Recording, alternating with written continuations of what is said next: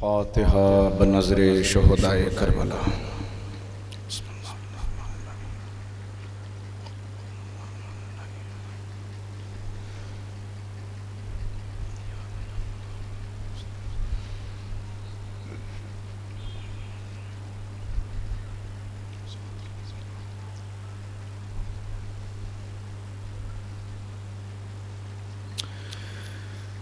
گزارش ہے کہ ایک مرتبہ سورہ حمد اور 3 مرتبہ سورہ توحید کی تلاوت فرما کر بانی مجلس کے والدین اور کل مومنین و مومنات کی ارواح کو ایصال فرما دیں۔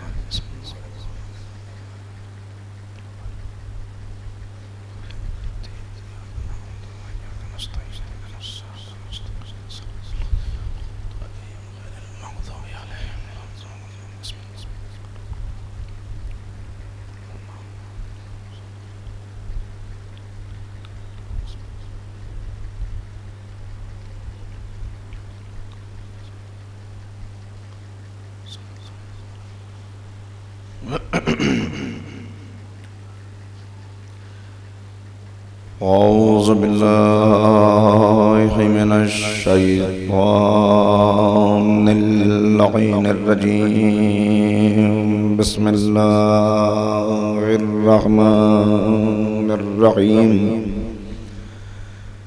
الحمد للہ رب العالمین وبہ نستعین وہو المعین، والصلاة والسلام على سید الانبیاء والمرسلین، سیدنا و نبینا و شفیع ذنوبنا و طبیب قلوبنا ابی القاسم محمد اللہم صلی اللہ وآلہ الطیبین الطاہرین المعصومین المظلومین المنتخبین المنتجبین، اما بعد فقد قال اللہ تبارک و تعالی فی کتابہ المجید وفرقانہ الرشید وقولہ الحق، بسم اللہ الرحمن الرحیم، ان اللہ اصطفى آدم ونوحا وآل ابراہیم وآل عمران علی العالمین، صلوات علی محمد وآلہ۔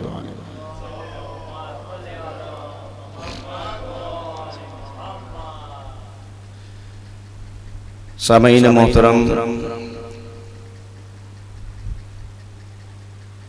سیرت معصومین کے عنوان سے فکر و بحث کا یہ 8واں مرحلہ ہے۔ سلسلہ گفتگو کل اس مرحلے تک پہنچا کہ میں نے آپ کی خدمت میں تاریخ عصمت و طہارت کا تذکرہ کرتے ہوئے کل ہمارے آپ کے ساتویں امام موسیٰ کاظم علیہ السلام کی امام کی پاکیزہ زندگی اور امام کی سیرت کے کچھ گوشوں پر میں نے آپ کی خدمت میں روشنی ڈالنے کی کوشش کی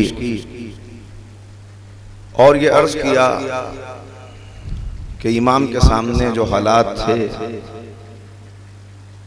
وہ کچھ اس سے بہتر نہیں تھے جو اس سے پہلے والے ائمہ کے سامنے رہ چکے تھے، اس لیے کہ تقریباً وہی حالات ہیں، حکمرانوں کے چہرے بدل رہے ہیں، زمانہ بدل رہا ہے، مگر نہ ان کے فسق و فجور میں کوئی کمی آ رہی ہے، نہ ان کا عداوت کا انداز بدل رہا ہے، نہ اہل بیت کے در سے دنیا کو ہٹانے کے لیے ان کی سازشیں کچھ پہلے سے مختلف ہو رہی ہیں، بلکہ اسی انداز پر، اسی گمراہی کی راہ پر سب بڑھتے چلے جا رہے ہیں۔ ایک سے ایک فاسق و فاجر اور بے حیا حکمراں ہیں کہ جنہوں نے قرآن کی تعلیمات کو پس پشت ڈال دیا، بلکہ خود قرآن کی عظمت کو بھی ختم کرنے کی کوشش کی۔ پیغمبر کی نبوت کے متعلق یہ جرأت اور یہ جسارت کی کہ واضح طور پر یہ کہہ دیا کہ میں نعوذ باللہ اس کھیل اور تماشے پر یقین نہیں رکھتا کہ جو وحی کے نام پر نعوذ باللہ نقل کفر نباشت پیغمبر نے کیا تھا۔ یہ کوششیں کی کہ کعبے کا تقدس بھی برباد اور پامال ہو جائے۔ علماء کے نام پر ایسے لوگوں کو اپنے دربار میں جمع کیا گیا کہ جو صرف اور صرف ایمان فروش اور اپنی خواہشات نفسانی کی تکمیل کرنے کے لیے کسی بھی حد تک جانے کے لیے تیار ہیں۔ یہ تک کوشش کی گئی کہ خانہ کعبہ کی چھت پہ بیٹھ کر شراب پی جائے۔ یہ سب ان حکمرانوں کا کردار ہے۔ حج کے لیے حاکم نکلتا ہے تو اپنے ساتھ اپنے پالتو کتوں کو لے کر نکلتا ہے۔ حج جیسی پاکیزہ اور مقدس عبادت کو انجام دینے کے لیے نجس جانوروں کو اپنے ساتھ لے کر جانا محض توہین، کہ عبادات کی توہین ہوتی رہے، کسی چیز کا تقدس باقی نہ رہ جائے، نہ رسول کی کوئی عظمت رہے، نہ خوف خدا دل میں رہے، نہ مقامات مقدسہ کا کوئی خیال کسی کو رہے، اور نہ دنیا میں کسی کے ذہن میں یہ بات باقی رہے کہ کوئی آخرت ہے، کوئی اس کے بعد حساب و کتاب ہے۔ ہمیں یہاں جو اعمال انجام دینے ہیں اس کے لیے ہمیں حاضر ہونا ہے۔ بلکہ یہاں تک کہہ دیا گیا کہ حاکم جو تخت پر بیٹھا ہوتا ہے وہ جیسے چاہے عمل کرے، اس سے نہ حساب و کتاب ہوگا نہ اس کے اعمال کو لکھا جائے گا۔ اور دوسری طرف عداوت کا یہ انداز رہا جو میں نے عرض کیا آپ کی خدمت میں کہ خون بہایا جاتا رہا، ایک سے ایک ظالم اور سفاک حاکم آیا کہ جنہوں نے اپنے لیے یہ فرض قرار دے لیا کہ جب تک کسی اہل بیت کے عاشق اور سادات میں سے معزز ترین افراد کو اپنے سامنے قتل ہوتا ہوا نہ دیکھ لیں گے، اس وقت تک بستر پہ آرام کرنے کے لیے نہ جائیں گے، اس وقت تک نوالا نہ توڑیں گے، کھانے کا دن کا آغاز نہ کریں گے۔ یہ حالات ہیں دوسری طرف، اور ادھر ائمہ طاہرین ہیں کہ جن کی زندگی کا ایک ایک لمحہ اس لیے گزر رہا ہے کہ کسی طرح نام خدا باقی رہ جائے، پیغام رسالت مآب دنیا میں اس کا بول بالا ہو، وہ پروان چڑھ جائے، اور لوگوں کے دلوں میں خوف خدا اتنا رہ جائے کہ ہمارے آباء و اجداد کی محنتیں رائگاں نہ چلی جائیں۔ اس کے لیے مسلسل کوششیں ہیں، مسلسل قربانیاں ہیں۔ میں نے عرض کیا حکمرانوں کا انداز بدلتا رہا، یہاں تک کہ کل ہم نے عرض کیا کہ ہارون رشید عباسی کا دور آیا کہ جو کیسا ظالم حکمراں ہے اور کیا اس کے فسق و فجور کا عالم ہے۔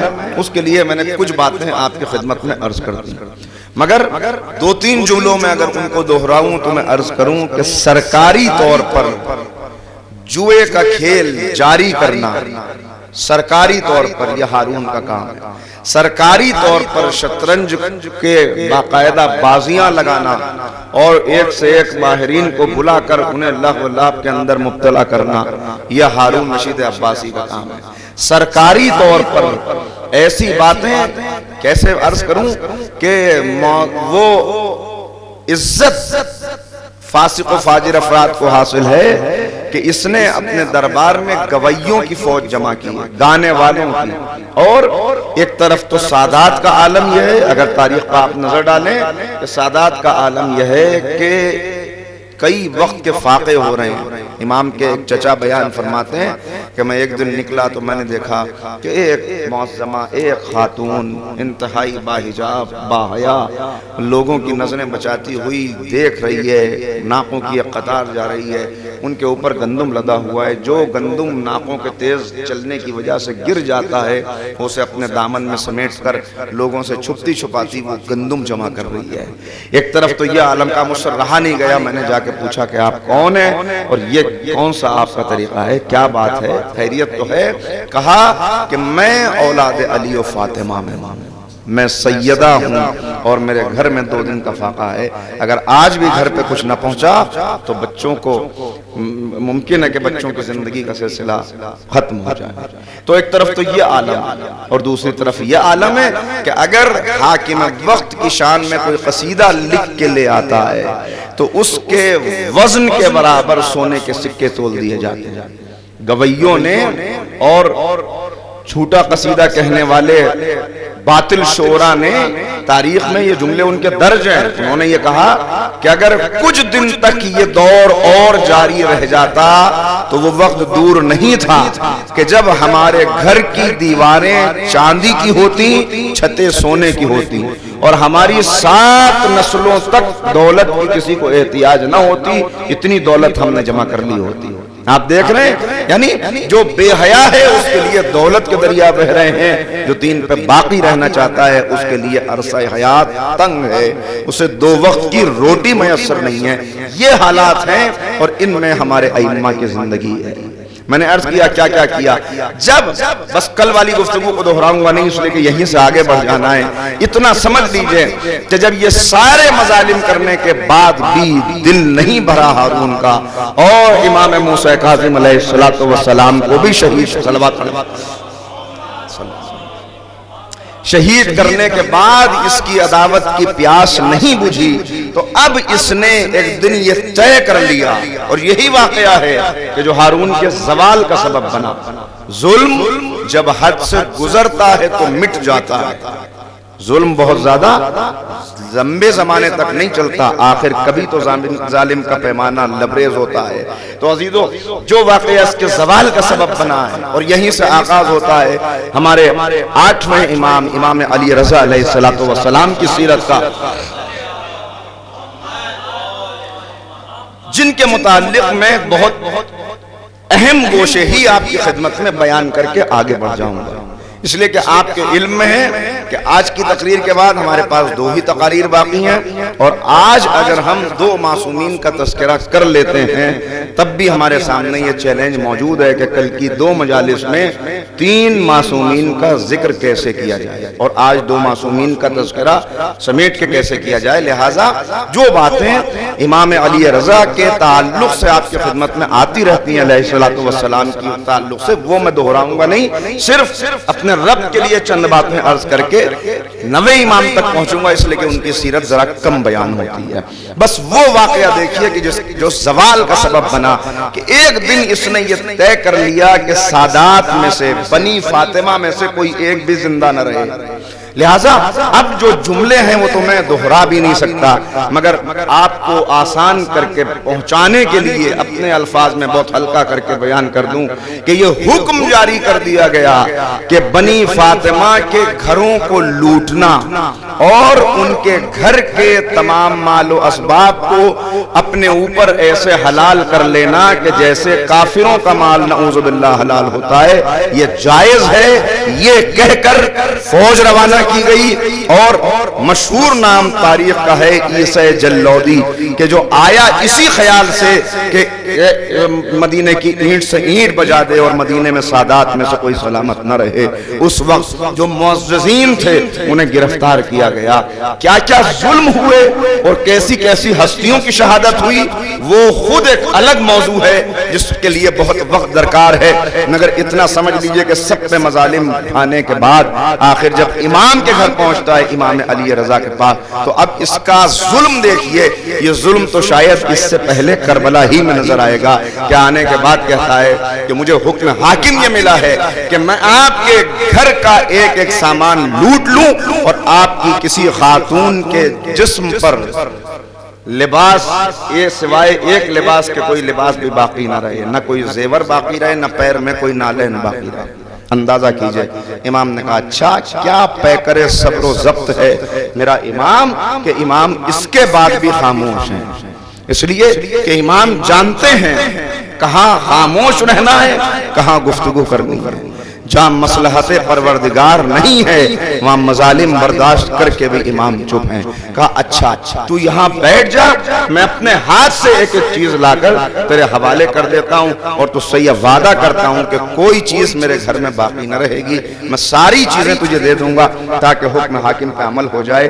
اس کے بعد جو جسارت اس نے کی ہے میرے پاس مجھے الفاظ نہیں مل رہے ہیں کہ کیسے بیان کروں. کہا نہیں، مجھے حکم یہ ملا ہے کہ آپ نہیں لا کے دیں گے بلکہ میں خود اپنی فوج کو لے کر گھر میں داخل ہوں گا اور اپنے ہاتھ سے ایک ایک کے سر سے ردا لوٹوں گا. اور اس کے آگے حد ادب ہے بس یہ سننا تھا ایک مرتبہ پیکر صبر کو جلال آیا. میرا امام جلال کے عالم میں آگے کہتا ہے تیری یہ مجال کہ تو میرے گھر میں داخل ہو سکے. اور اب جو جلال دیکھا تو فوراً سمجھ میں آ گیا کہ اب اگر ایک قدم بھی آگے بڑھایا گیا تو مدینہ کربلا میں بدل جائے گا, کربلا بپا ہو جائے گی مدینے میں. لہذا کہا کہ اچھا مولا, اچھا آپ غضبناک نہ ہوں, آپ اپنے ہاتھ سے سب سامان لا کے دے دیں. اور عزیزو ایک ایک چیز میرے امام نے کانوں کے زیورات تک لے جا کے دے دیے. یہ ظلم, مگر میں نے کہا کہ چاہتا یہ ہے کہ اس کے ذریعے سے سادات کو ختم بھی کر دیا جائے اور روب و رعب ایسا بیٹھ جائے کہ کوئی حکومت کی طرف نگاہ نہ اٹھائے, کوئی ان کے بے دینی کے کاموں کو اعتراض کا ہدف نہ بنائے. مگر نتیجہ کیا ہوا؟ یہ واقعہ اس کے زوال کا سبب بنا. اور اس کے بعد یہاں سے ابھر کے سیرت آئی امام علی رضا علیہ السلام کی. صلوات پڑھیں محمد و آلہ. تھوڑا سا تعارف کرا دوں شروع میں, اس لیے کہ ہمیشہ رہ جاتی ہے بات. نام علی, مشہور لقب رضا. اس کے علاوہ رضی, ذکی, فاضل اور ایک لقب جو امام نے, چھٹے امام نے اپنی زندگی میں دیا. چھٹے امام جب آپ کے سامنے آپ کے بیٹے یعنی ساتویں امام گزرتے ہیں تو اصحاب کا بیان ہے, اس وقت امام کہا کرتے تھے کہ میرا یہ بیٹا تعریف کرتے ہوئے بتاتے ہوئے کیسا جہاد انجام دے گا, کیا اس کا اخلاق و کردار ہے. ساتھ ہی ایک جملہ کہتے تھے کہ ان سب باتوں کے ساتھ ساتھ مجھے ایک اور بات کی وجہ سے اپنا یہ لال بڑا عزیز ہے کہ اس کے صلب سے وہ بیٹا پیدا ہوگا جو عالم آل محمد ہے. صلوات پڑھیں محمد و آلہ.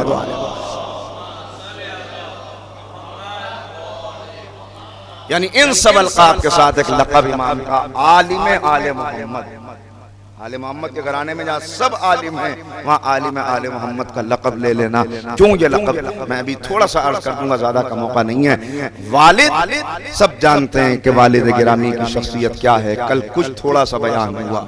والدہ ماجدہ یہاں سے تھوڑا سا عرض کرتا ہوا, دیکھیے 5ویں امام تک تو ہم نے آپ کی خدمت میں بیان کیا. ایک صلوات پڑھیں محمد و آل محمد.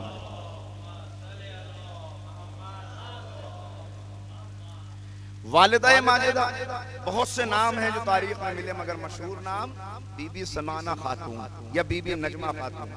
اچھا یہ بھی آپ کی خدمت میں عرض کرتا ہوں,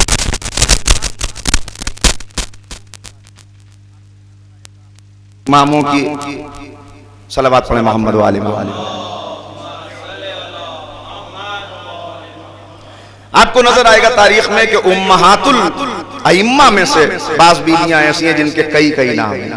اس کی وجہ یہ ہے, میں سادہ سا جواب آپ کی خدمت میں عرض کر رہا ہوں, تفصیل کا موقع نہیں ہے, کہ کوئی بیوی جب باہر سے اس گھرانے میں آئی, اس لیے کہ یہ بیویاں وہ ہیں کہ جن کے لیے تاریخ میں یہ ملتا ہے کہ یہ کنیز تھیں اور کنیز سی سے یہاں تک کا سفر طے کیا. وہ 7ویں امام کی والدہ ہوں جن کا کل تعارف کرانا چاہیے تھا مگر موقع نہیں تھا, اس لیے میں تیزی سے آگے بڑھ گیا. جن کا نام بی بی حمیدہ خاتون ہے, وہ بھی زندگی ان کی سابقہ, وہ کنیزوں کی زندگی گزری ہے, لیکن ان کے کردار کی ضمانت 7ویں امام کی والدہ کے لیے ایک جملہ کہہ رہا ہوں, ضمانت یہ ہے کہ امام معصوم نے یہ سند دی انتی حمیدۃ فی الدنیا والمحمودۃ فی الآخرہ, کہ یہ وہ بیوی ہے کہ جس کے لیے معصوم فرماتے ہیں کہ یہ دنیا میں حمیدہ ہے, آخرت میں محمودہ ہے. یعنی یہاں بھی لائق تعریف ہے, آخرت میں بھی لائق تعریف ہے. اور جن کے لیے یہ کہا پاکیزہ زندگی کی ضمانت یہ جملہ ہے کہ ان کی زندگی ایسے گزری ہے جیسے ملائکہ کے سائے میں گزرتی ہے. یہ 7ویں امام کی والدہ. اور یہاں جن بیوی کا تذکرہ ہے ان کے لیے, اور پھر جو آگے بڑھیں گے پھر تعارف کرا دیں گے, یہی کراتے چلتے ہیں دونوں بیویوں کا. تو امام کی والدہ بی بی سمانہ خاتون یا بی بی نجمہ خاتون, 2 نام. اس کے علاوہ اور بھی بہت سے نام. تو یہ نام کیوں پڑ گئے؟ ایک نام تو وہ ہوتا تھا کہ جو بازار میں فروخت کرنے کے لیے بردہ فروش لایا, ایک نام وہ رکھ لیتا تھا, یا ایک نام وہ ہوتا تھا جو اس کی زبان سے تاریخ میں درج ہوا۔ دوسرا نام وہ ہوا کبھی کبھی کہ وہاں سے جو حکم امام پر لے کے چلا اور امام کے گھر تک پہنچایا تو اس نے ان کے اوصاف کی بنا پر، ان کی صفات کی بنا پر، ان کے عبادت و تقدس کی بنا پر کچھ کہہ کے پکارنا شروع کر دیا۔ اور تیسرا نام وہ ہے جو خاندان اہل بیت میں آنے کے بعد امام کی زبان سے جاری ہوا، اصل نام وہی ہے کہ جو ائمہ نے نام دیا۔ بی بی حمیدہ وہاں نام ہے، سمانہ یا نجمہ یہاں نام ہے، اور کیا صفات ہیں بس کیا آپ کی خدمت میں عرض کروں کہ جن کی ذمہ داری، جن کے کردار کی معصومین لیتے ہوئے نظر آئے، باقاعدہ جن کا تذکرہ کرتے ہیں، ان کے فضل کیا ہے، ان کا تقدس اور تقوی کیا ہے، ان سب کی ذمہ داری معصوم نے لی۔ اور اس کے بعد ایک قدم اور آگے بڑھ جائیے، 9 امام کی والدہ ہیں، یہیں پہ ان کا بھی تعارف کرا دوں، جناب بی بی سبیکہ خاتون۔ ان کے لیے خاص طور پہ ایک جملہ ابھی سنیے جس کا سبب میں بعد میں بیان کروں گا۔ پیغمبر اکرم اپنی حیات طیبہ میں، اپنی زندگی میں سند دے رہے ہیں بی بی سبیکہ خاتون کے لیے۔ جملہ کیا ہے؟ جملہ یہ ہے کہ تعارف پر آتے ہوئے امام محمد تقی کا پیغمبر فرما رہے ہیں کہ اللہ نسل فاطمہ میں، میری نسل میں ایک بیٹا ایسا ہوگا امام محمد تقی کے متعلق کہ جو علم و فضل میں اپنا ثانی نہ رکھتا ہوگا، جو دین کو مشرق سے مغرب تک، الگ الگ روایتیں ہیں، الگ الگ جملے ہیں، بول بالا دین کا کر دے گا، اور جو اس دنیا میں اس ماں کے ذریعے آئے گا کہ جو طیبہ ہے۔ صلوات پڑھیں محمد و آل محمد۔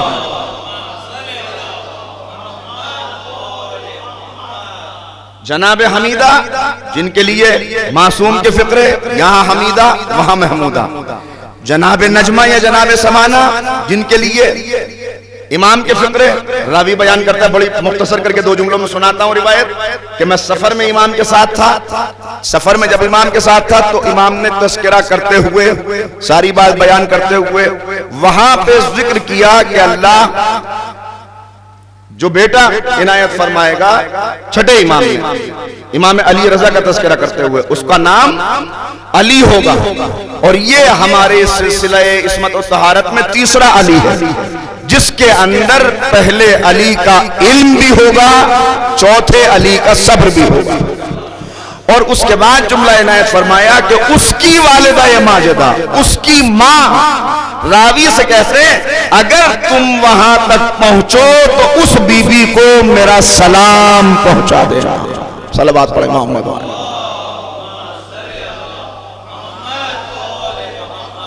تو ایک بی بی وہ جس کو رسول طیبہ کہہ رہے ہیں، ایک بی بی وہ جس کو معصوم حمیدہ و محمودہ کہہ رہے ہیں کہ نام اس میں با مسمہ ہیں، ایک بی بی یہ کہ جن کو چھٹے امام سلام کہلا رہے ہیں کہ اگر پالو تو سلام۔ تو کیسی بیویاں ہوں گی، کیا ان کے تقدس کا عالم ہوگا جن کو امام وصی بنائیں، وصیت لکھتے ہیں تو اس کے اندر بھی نام تحریر فرماتے ہیں۔ تو یہ سلسلہ ہے امہات الائمہ کا، یہ بھی ایک پورا چیپٹر ہے، ایک پوری بحث ہے کہ ان کی سیرت کا اگر بیان ہو تو اس کے لیے الگ سے ایک چاہیے۔ تو عزیزو یہ واقعہ سبب بنا کہ جہاں اس کے بعد اگر ہم ہارون کے خاندان کو دیکھتے ہیں تو اس کے اندر پھوٹ پڑ گئی، اور کیسی پھوٹ پڑی کہ 2 بیٹے ہیں، امین اور مامون۔ اب غور سے سنیے گا، امین وہ ہے کہ جو باپ اور ماں دونوں کی طرف سے عرب ہے، اس لیے کہ اس کی ماں ہے زبیدہ خاتون، ماں کی طرف سے بھی بنی عباس، باپ کی طرف سے بھی بنی عباس، چنانچہ جتنے بنی عباس ہیں وہ سب امین کو چاہتے ہیں، اس لیے کہ دونوں طرف سے ان کی نظر میں فضل و شرف ہے اس کا۔ دوسرا بیٹا ہے مامون، مامون باپ کی طرف سے تو ہارون کا بیٹا ہے، ماں کی طرف سے باورچی خانے میں کام کرنے والی ایک کنیز کا بیٹا ہے، یعنی ایک طرف سے عرب ہے، ماں کی طرف سے عجم ہے، دونوں اب فرق ہو گیا نا۔ تو وہ جن کے اندر عصبیت بھری ہوئی ہے اور جو غیر عرب کو عجم کہہ کے پکارتے ہیں کہ ان کی کوئی اہمیت ہی نہیں ہے، وہ ظاہر ہے کہ مامون کو ناپسند کرتے ہیں، امین کو پسند کرتے ہیں۔ یہی سبب بنا کہ جو خانوادہ اہل بیت میں پھوٹ ڈالنا چاہتا تھا اور پھوٹ ڈالی بھی، اس کے اپنے گھر کے اندر ایسی خانہ جنگی برپا ہوئی کہ دونوں بیٹے ایک دوسرے کے خون کے پیاسے ہیں اور دونوں مل کے اپنے باپ کے خون کے پیاسے ہیں۔ تاریخ کے اندر یہ مثالیں حکومت کے سلسلے میں آپ کو بہت ملیں گی کہ جہاں حکومت کے لیے بھائی بھائی کا قتل کر دیتا ہے، جہاں حکومت کے لیے باپ بیٹے کو اندھا کر دیتا ہے، جہاں حکومت کے لیے باپ بیٹے کو قید کر دیتا ہے زندگی بھر کے لیے، جہاں حکومت کے لیے ماں اولاد کو زہر دے دیتی ہے، یہ مثالیں بہت ملیں گی سلسلہ حکومت میں آپ کو۔ چنانچہ دونوں بھائی ایک دوسرے کے خون کے پیاسے اور دونوں مل کے باپ کے خون کے پیاسے، اب کیا کیفیت ہوگی گھر کی اس کا اندازہ لگایا جا سکتا ہے، یہاں تک کہ یہی سلسلہ آگے بڑھتا رہا۔ اور میرا وہ امام علی رضا علیہ السلام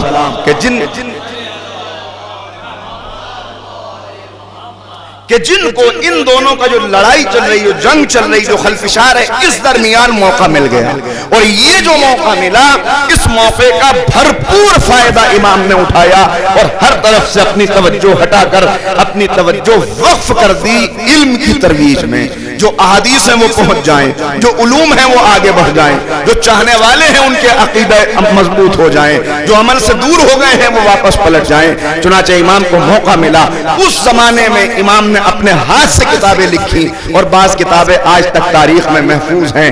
طب الرضا جس میں امام نے جسمانی بیماریوں کا علاج بتایا، اس کے اندر بہت سے وہ خطوط موجود ہیں کہ ایک ایک خط ایسا ہے کہ جس کے لیے تحقیق اگر ہو تو پوری تحقیقات ایک ایک خط پہ گزر جائیں، جو امام نے بیماریاں بتائی ہیں، جو شفا کے لیے چیزیں بتائی ہیں۔ تو ایک طرف تو یہ کام امام انجام دے رہے ہیں، دوسری طرف عزیزو کئی کتابیں ہیں اس دن میں جو امام کی منظر عام پہ آئیں، جن کی نشر و اشاعت ہوئی، جو محفوظ ہو گئی۔ یہ زمانہ تو ادھر مل گیا، ادھر وہ تلواریں جو چل رہی تھیں ان کا نتیجہ یہ نکلا کہ مامون نے اپنے سگے بھائی کو قتل کیا امین کو، اور قتل کرنے کے بعد ہی بات نہیں رکی بلکہ اس کے لاشے کو دارالامارہ پہ لٹکا دیا اور لوگوں سے کہا کہ مجھے اس وقت سکون آئے گا کہ جب تم اس کے منہ پر تھوکو گے، اس پر لعنت بھیجو گے اور اس کے یہاں سامنے سے گزرتے جاؤ، تھوکتے جاؤ اور لعنت بھیجتے جاؤ۔ اب آنے والے ظاہر ہے کہ خوش آمدید چاپلوس ہیں، وہ آ رہے ہیں، آنے کے بعد گالیاں دیتے ہوئے گزر رہے ہیں اور اس کے ظلم کو بیان کرتے ہوئے گزر رہے ہیں۔ وہاں سے جو گزرنے والا کوئی گزرا تو اس نے کہا تجھ پر بھی لعنت، تیرے بھائی پر بھی لعنت، تیرے باپ پر بھی لعنت۔ اب جو اسے پتا چلا کہ بھائی کی وجہ سے مجھ پہ بھی لعنت پڑ رہی ہے تو اس کو اتروایا اور کہا بس اس سلسلے کو روکا جائے، یہ ہے ظلم کا سلسلہ۔ اب جب بھائی سے اس زمین کو پاک کر لیا تو اب توجہ یہ ہوئی، اب مسئلہ کیا ہو گیا دیکھیے، کیوں امام کو، اس لیے کہ امام کے تعلق سے سب سے اہم بات جو آتی ہے وہ کیا، وہ یہی آتی ہے کہ امام نے ولی عہدی قبول کر لی، ولی عہدی امام کے سامنے پیش کی گئی۔ میں صرف 2-3 جملے یہاں عرض کر رہا ہوں۔ پہلی بات تو یہ کہ ولی عہدی کیوں امام کو آفر ہوئی، کیوں امام سے کہا گیا کہ آپ ولی عہد بن لیجئے۔ دیکھیے وجہ یہ ہوئی کہ جب اس نے امین کو قتل کر دیا، اب جتنے بنی عباس تھے وہ سب اس کے خلاف ہو گئے، اس لیے کہ وہ دونوں طرف سے بنی عباس تھا، یہ عجمی ماں کا بیٹا تھا، لہذا وہ سب اس کے خلاف ہو گئے۔ اب بنی امیہ پہلے سے خلاف ہے، اس لیے کہ ان کا خون بہا کے تو بنی عباس آئے ہیں، بنی عباس اب خلاف ہو گئے، اور ساتھ میں امام کی شہادت جس مظلومیت سے ہوئی اس کی وجہ سے بنی فاطمہ پہلے ہی سے ناراض تھے، سادات پہلے ہی سے اس فکر میں تھے کہ کسی طرح طاقت جمع ہو جائے تو بنی عباس سے مظالم کا بدلہ لیا جائے۔ تو بنی فاطمہ بھی ناراض ہیں، بنی عباس بھی ناراض ہیں، بنی امیہ پہلے سے ناراض ہیں، دربار کے اندر جتنے لوگ ہیں ان کا پتہ نہیں چل رہا کون ساتھ دینے والا ہے اور کون دل کے اندر غبار رکھے ہوئے ہے، لہذا اب کیا کرے، مجبوری یہ ہے کہ کوئی ان میں سے ایک تو ایسا ہو جو ہمارے ساتھ آ جائے۔ کیسے ساتھ لایا جائے، بڑا مشورہ ہوا، غور و فکر ہوا، اور اس مشورے کے نتیجے میں اس کے سامنے ایک حل یہ آیا کہ اس وقت بہترین موقع یہ ہے کہ بنی فاطمہ میں سے جو سب سے اہم شخصیت ہو ہم اسے بلا کر جھوٹا اعلان کر دیں کہ ہم انہیں خلافت دے رہے ہیں، ہم انہیں خلافت دے رہے ہیں۔ کہا وہ خلافت قبول نہیں کریں گے تو ہم کہیں گے ہم انہیں ولی عہد بنا رہے ہیں۔ کہا اس کا نتیجہ یہ ہوگا کہ یہ ولی عہد بنانے کا جب اعلان ہوگا تو لوگ سمجھیں گے اس کی سیرت باپ سے الگ ہے، شاید اس کے دل میں کچھ محبت ہے، لہٰذا بنی فاطمہ خاموش ہو کے بیٹھ جائیں گے۔ جب بنی عباس دیکھیں گے کہ حکومت ہم سے نکل کے بنی فاطمہ کی طرف جا رہی ہے تو وہ بھی سازشیں چھوڑ دیں گے اور اور لامحالہ مجبور ہو کر ساتھ آ جائیں گے. نتیجہ یہ ہوگا کہ جب 2 گروہ ساتھ آ جائیں گے تو بنی امیہ سے مقابلہ کرنا آسان ہو جائے گا. یہ طے کر کے اس نے پیغام بھیجا اور امام کو بلوایا. یہ تو تھی سیاست کہ جس کی وجہ سے مجبوری ہو گئی امام کو ولی عہد بنانا. اور دوسرا مسئلہ کیا تھا؟ دوسرا مسئلہ یہ تھا کہ اس نے یہ مشہور کرا دیا کہ ہم علماء کے دوست ہیں, ہمارے دربار میں علماء کی قدر ہے. چنانچہ یہ بات جو مشہور ہوئی تو تمام لوگ آ کے جمع ہونے لگے. اب جو آ رہے تھے ان میں اپنے بھی تھے اور غیر بھی تھے, اس لیے کہ جو علم دوست ہے وہ تعصب تو رکھے گا نہیں. تو اپنے آنے والوں میں وہ آئے جو درباری علماء تھے. درباری علماء تو کچھ جانتے نہیں, میں عرض کر رہا ہوں برابر آپ کی خدمت میں. ادھر سے دوسرے مذاہب کے اور دوسرے فرقوں کے علماء آ کے جانے شروع ہوئے. علامہ جلال الدین سیوطی نے تاریخ الخلفاء میں لکھا کہ اس کے دربار میں 40 فرقوں کے علماء جمع ہو گئے, اور عیسائی, یہودی, مجوسی, یونانی, وہ سب فلسفے اور علم کے عالم بھی آ کے جمع ہو گئے. اب جب وہ آئے تو انہوں نے اعتراضات اسلام پہ کرنے شروع کیے. اعتراض کیے تو جواب کون دے, جواب کہاں سے ملے؟ یہ علماء تو ڈھیر ہوئے جا رہے ہیں ان کے آگے, جس کی وجہ سے حکومت خطرے میں آ گئی, جس کی وجہ سے اسلام خطرے میں آ گیا. بقول اگر عام الفاظ میں کہا جائے تو اسلام خطرے میں, حکومت خطرے میں. یہ جواب نہیں دے پا رہے. یہ ان سے کہہ رہے ہیں نمک حرام ہو تمہیں کیا ہو گیا, اتنا کھاتے ہو, اور جواب نہیں دے پا رہے. اب جو وزیروں مشیروں سے مشورہ کیا تو انہوں نے کہا تیری دونوں باتوں کا حل ایک ہی جگہ موجود ہے, اس لیے کہ اسی کو بلا لے کہ جو ولی عہد بھی بن جائے اور جو عالم آل محمد بھی ہو. صلوات پڑھے محمد و آل محمد.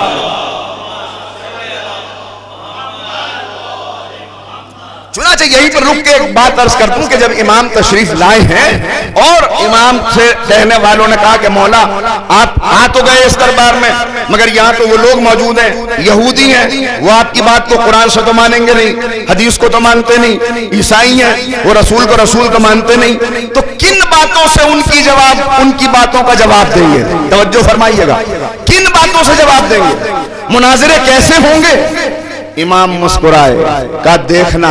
جب دربار میں امام پہنچے تو امام نے اعلان کر دیا کہ پریشان ہونے کی ضرورت نہیں ہے, ہم تمہیں تمہاری ہی کتابوں سے جواب دیں گے. ارے نہیں غور کیا عزیزوں, ایک سنت بن گئی. حکمراں کی سنت یہ ہے کہ جب علم کا جواب نہ دیا جائے تو جو حقیقی علماء ہیں ان سے رجوع کرے. حقیقی عالم کی شان یہ ہے کہ وہ یہ کہتا ہے کہ ہم تمہیں اپنی کتابوں سے نہیں, تمہیں تمہاری ہی کتابوں سے جواب دیں گے. مناظرے کا یہی انداز تاریخ میں چلتا رہا. جو علی والے تھے وہ کل بھی اعلان کر رہے تھے, آج بھی اعلان کر رہے ہیں, ہم تمہیں تمہاری ہی کتابوں سے جواب دیں. صلوات پڑھے محمد و آل محمد.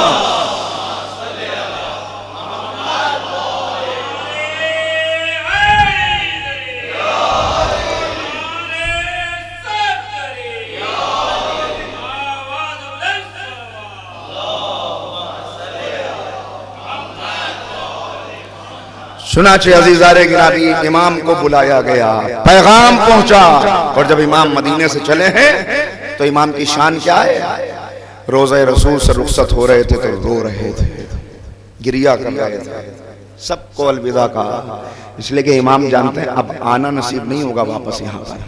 اور جب وہاں سے سواری چلی ہے تو مشہور واقعات ہیں جو آپ نے سنے, میں صرف اشارہ کر رہا ہوں یہاں پر, کہ جب نیشا پور سے سواری گزری تو ایک جم غفیر ہے جو موجود ہے, لوگوں کا ٹھاٹے مارتا ہوا سمندر ہے, جو آئے ہیں امام کی زیارت کرنے کے لیے. ایک شور ہے, فرزند رسول امام جس سواری پر ہیں پردے لگے ہوئے ہیں, محملوں کے اندر لایا گیا, اس لیے کہ حکومت کو خطرہ ہے کہیں ایسا نہ ہو راستے میں کوئی حملہ کر دے, کہیں ایسا نہ ہو حامی آ جائیں اور امام کو جانے سے روک دیں. چنانچہ آوازیں مولا پردہ اٹھائی, ہم چاند سے چہرے کی زیارت کرنا چاہتے ہیں, آقا ہم دیکھنا چاہتے ہیں, ہم زیارت کرنا چاہتے ہیں.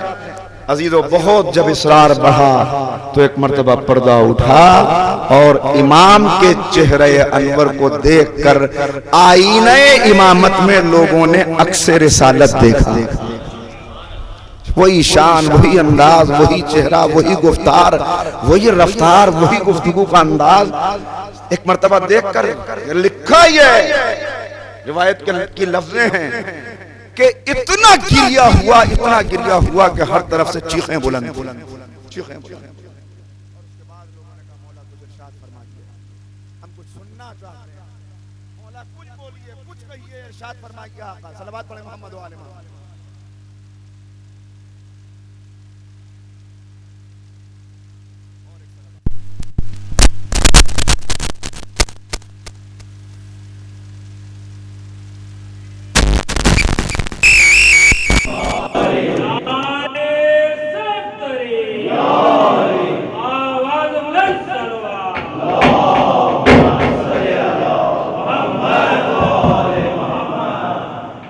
کا مولا ارشاد فرمائیے، کچھ کہیے۔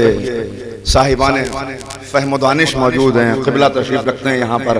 اس وقت امام نے ارشاد فرمایا، چہرہ انور برآمد ہوا، لوگوں نے دیکھا، اور روایت کی لفظیں کہ 24,000 قلم تھے جو چلنے لگے، جو لکھ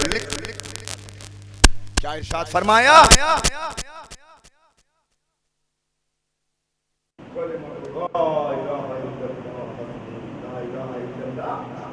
اللہ ہے اللہ، مگر کیسے ارشاد فرمایا؟ بات کہاں سے شروع ہوئی؟ بات کہاں سے شروع ہوئی؟ قابل توجہ ہے۔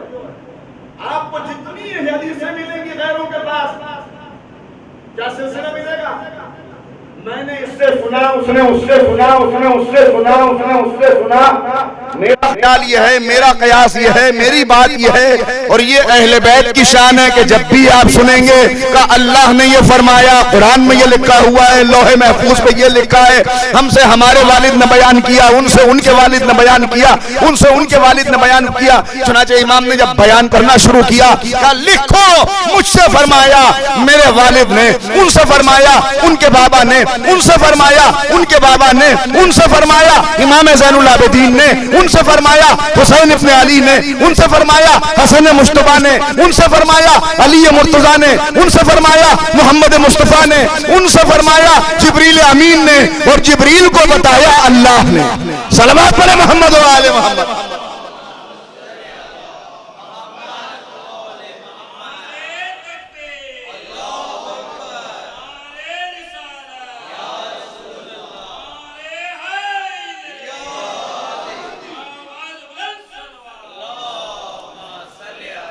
محمد۔ اس سلسلہ حدیث کو سلسلۃ الذہب کہا جاتا ہے، گولڈن چین، کہ جس کے متعلق، اچھا پہلے رک کے ایک بات عرض کروں، مولا انہوں نے تو حدیث پوچھی ہے، انہوں نے سلسلہ تو نہیں معلوم کیا، انہوں نے سند تو نہیں پوچھی۔ آپ حدیث ارشاد فرما دیتے یہ پوری سند کیوں عنایت فرمائی کہ مجھ سے میرے والد نے فرمایا، ان سے صادق آل محمد نے فرمایا، ان سے انہوں نے فرمایا، یہ پوری سند کیوں بیان فرمائی امام نے؟ عزیزو بڑی نزاکتیں، بڑی حکمتیں ہیں، کیا بالغ نظری ہوتی ہے معصوم کی، کوئی کیا سمجھ سکتا ہے؟ مگر ایک بات، بہت ساری باتوں میں سے ایک بات صرف عرض کرتا ہوں، چونکہ یہ دور وہ تھا کہ جب دنیا بہک رہی تھی، کل عرض کر چکا، کوئی اب تحیہ بن رہا تھا، کوئی اسماعیلی ہو رہا تھا، کوئی زیدیہ بن رہا تھا، ہر آدمی اپنی اپنی فہم کے مطابق دین حاصل کرنا چاہتا تھا۔ امام نے صرف حدیث نہیں بیان کی بلکہ سلسلہ بیان کر کے بتا دیا کہ اگر رسول تک پہنچنا ہے تو یاد رکھو مجھ تک آنا پڑے گا، مجھ تک آؤ گے میں تمہیں امام موسیٰ کاظم تک لے جاؤں گا، وہ تمہیں صادق آل محمد تک لے جائیں گے، اور اس سلسلے سے تم رسول تک پہنچ جاؤ گے۔ مطلب یہ تھا کہ بتایا یہی صحیح سلسلہ ہے۔ یاد رکھو لا الہ الا اللہ ایک قلعہ ہے، کلمہ ایک قلعہ ہے، جو اس کے اندر داخل ہو گیا وہ نجات پا جائے گا، بے شرطہا و شروطہا، مگر کچھ شرائط کے ساتھ۔ صرف لا الہ الا اللہ کہہ دینا نجات نہیں دلائے گا، بے شرطہا و شروطہا، اس کے ساتھ کچھ شرطیں ہیں، اور میں ان میں سے ایک شرط ہوں، یعنی لا الہ الا اللہ تک پہنچنا ہے تو پہلے امام رضا تک آنا ہوگا، امام رضا تک آؤ گے تو علی ولی اللہ تک پہنچ جاؤ گے، علی ولی اللہ تک پہنچو گے تو محمد الرسول اللہ تک پہنچ جاؤ گے، اور لا الہ الا اللہ تک خود رسائی ہو جائے گی۔ صلوات پڑھے محمد۔ یعنی ساتھ ہی بیان فرما دیا کہ یہاں شرط ولایت ہے، یہاں شرط ولایت ہے، یہ سلسلہ ہے، یہ بیان کیا، قلم چل رہے ہیں، لکھنے والے لکھ رہے ہیں، اس شان سے مولا پہنچے، اور اس کے بعد دربار کا انداز بدل گیا۔ امام آئے تو امام کے تشریف لانے کے بعد بنی امیہ کا جو سیاہ رنگ تھا، نیشنل کلر، نیشنل فلیگ، سب کچھ سیاہ، فرنیچر سیاہ، پردے سیاہ، وہ سب بدل کے جو بنی ہاشم کا رنگ تھا، جو بنی فاطمہ کا رنگ تھا، سارے رنگ بدل کے، سب بدل کے ہرا کر دیا گیا۔ ہرا رنگ رائج ہو گیا پوری حکومت میں۔ میں کہتا ہوں آل محمد کو دنیا پہچان لے، جن کے قدم کی برکت سے حکومتیں اپنا رنگ بدل لیں، انہیں عالم آل محمد کہا جاتا ہے۔ یہ شان ہے معصوم کی۔ اور اس کے بعد آپ دیکھیں کیسے بھولا ہوا سبق یاد دلا رہے ہیں۔ میں نے عرض کیا تھا میں زیادہ آگے نہیں بڑھوں گا، مگر صرف اتنا سمجھ لیجئے کہ امام نے اب دوسرا رخ عرض کرتا ہوں کہ امام نے کیوں اس ولی عہدی کو قبول کر لیا، امام کے سامنے کیا چیزیں تھیں۔ عزیزو، پہلی بات تو یہی تھی کہ جیسے ہی ولی عہدی کے لیے کہا تو کہا کہ ولی عہدی مجھے منظور نہیں ہے، یہ ولایت تری، یہ ولی عہدی یہ مجھے منظور نہیں ہے۔ کہا آپ کو کیوں منظور نہیں ہے؟ کہ اس لیے منظور نہیں ہے کہ میرے جد نے فرما دیا ہے کہ ہم میں سے اگر کسی کو ولی عہد بنایا جائے تو وہ زمانہ آنے سے پہلے ہی دنیا سے چلا جائے گا، اسے قتل کر دیا جائے گا، اسے مار دیا جائے گا۔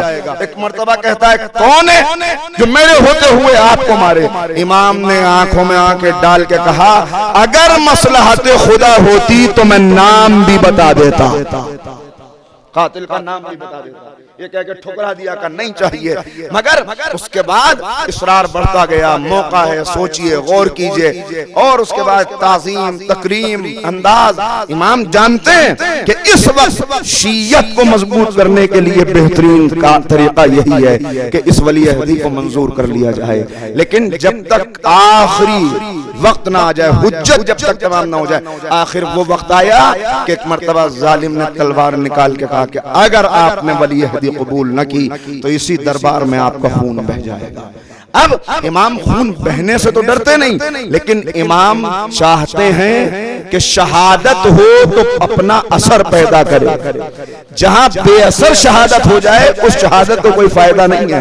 اور یاد رکھیے جہاں حکمت کے بغیر جان دی جاتی ہے وہاں آپ نام شہادت رکھ لیجئے مگر شہادت کا فیض حاصل نہیں ہوتا، شہادت کا اثر نہیں ملتا۔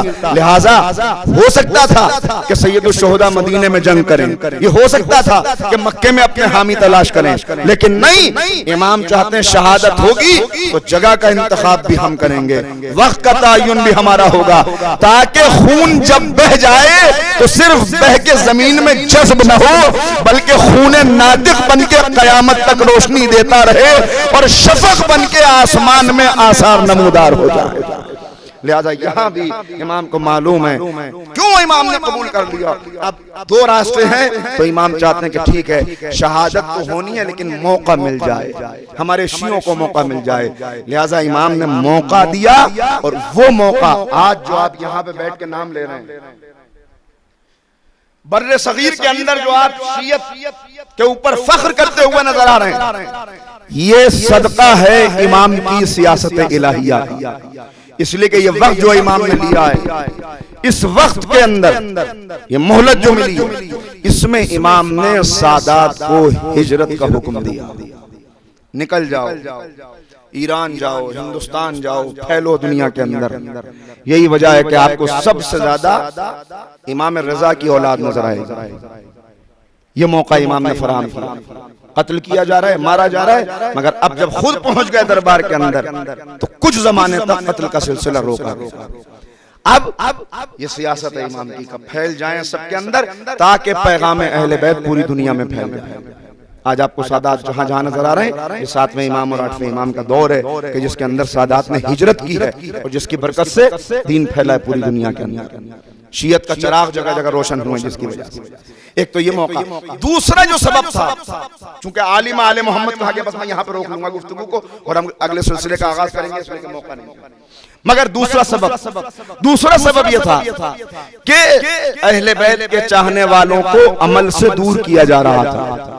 اس لیے کہ یہ حکومت نے پھوٹ ڈال کر جو فرقے تیار کر لیے تھے، یہ خاندان اہل بیت کے اندر جن لوگوں کو خرید لیا تھا، ان خریدے ہوئے لوگوں کو اپنے مقصد کے لیے استعمال کر کے اپنی بے عملی چھپانے کے لیے حکومت لوگوں کے درمیان یہ پیغام پھیلا رہی تھی کہ ہم اہل بیت سے نسبت رکھنے والے ہیں، تعلق رکھنے والے ہیں، لہذا ہماری شفاعت ایسے ہی ہو جائے گی، ہمیں کوئی عمل کرنے کی ضرورت نہیں ہے۔ اس نعرے کو حکومت اپنے لیے استعمال کر رہی تھی، کیونکہ ان کے یہاں عمل نہیں تھا تو لوگ اعتراض کرتے تھے کہ یہ کیسے جانشین پیغمبر ہیں جن کے یہاں عمل نہیں ہے، تو سب کو بے عمل کر دو۔ اس چیز سے امام نے روکا۔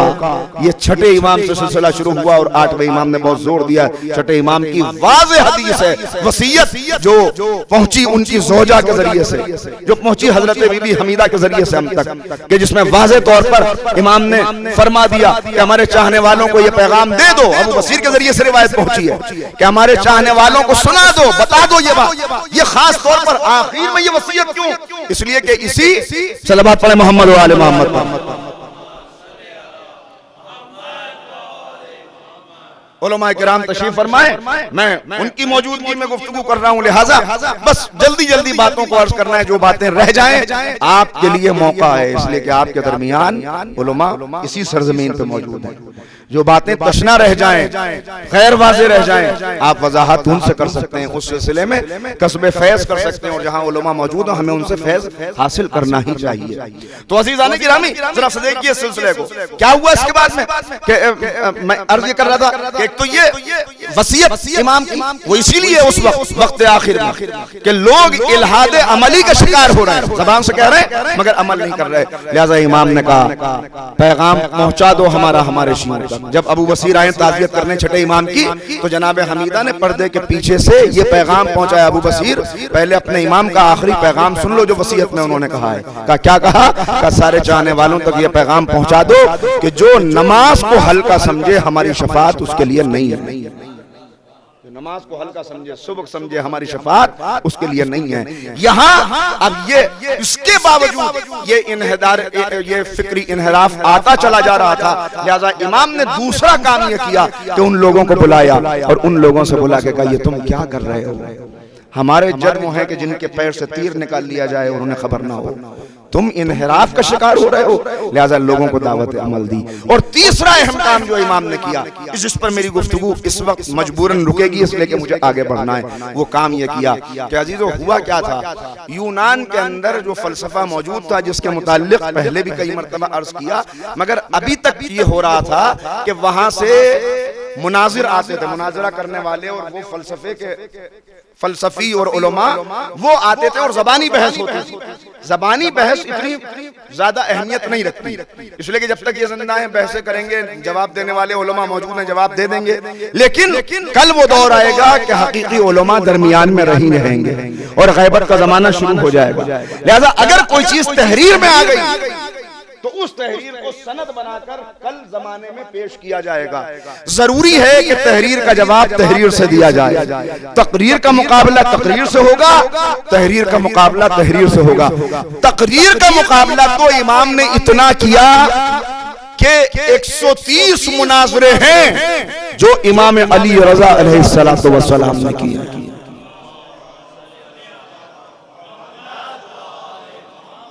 اب آپ میری مجبوری کا خود ہی اندازہ لگا سکتے ہیں کہ 130 مناظرے میں کہاں تک آپ کی خدمت میں عرض کروں گا، لہذا کچھ آپ کے لیے دعوت فکر ہے کہ ذرا سا ٹٹولیے، ذرا ڈھونڈیے، ذرا لائبریریوں کی خاک چھانیے تاکہ آپ کے سامنے وہ سیرت آئے، وہ باتیں آئیں، کن کن موضوعات پر مناظرے ہوئے، کیا اعتراضات تھے، کیسے میرے امام نے جواب دیے، کیسے کیسے موقعوں کے اوپر، اور جب کسی نے آگے کہہ دیا کہ آپ کو تو یہ جواب دینا ہی چاہیے اس لیے کہ آپ تو ایسے خانوادے سے تعلق رکھتے ہیں، آپ کا تو سلسلہ ہی سلسلہ علم ہے، تو امام نے کہا ہاں اس میں کوئی شک نہیں ہے، مگر یاد رکھو کہ ہمارے لیے، ہمارے شرف کے لیے صرف یہ سلسلہ کافی نہیں ہے۔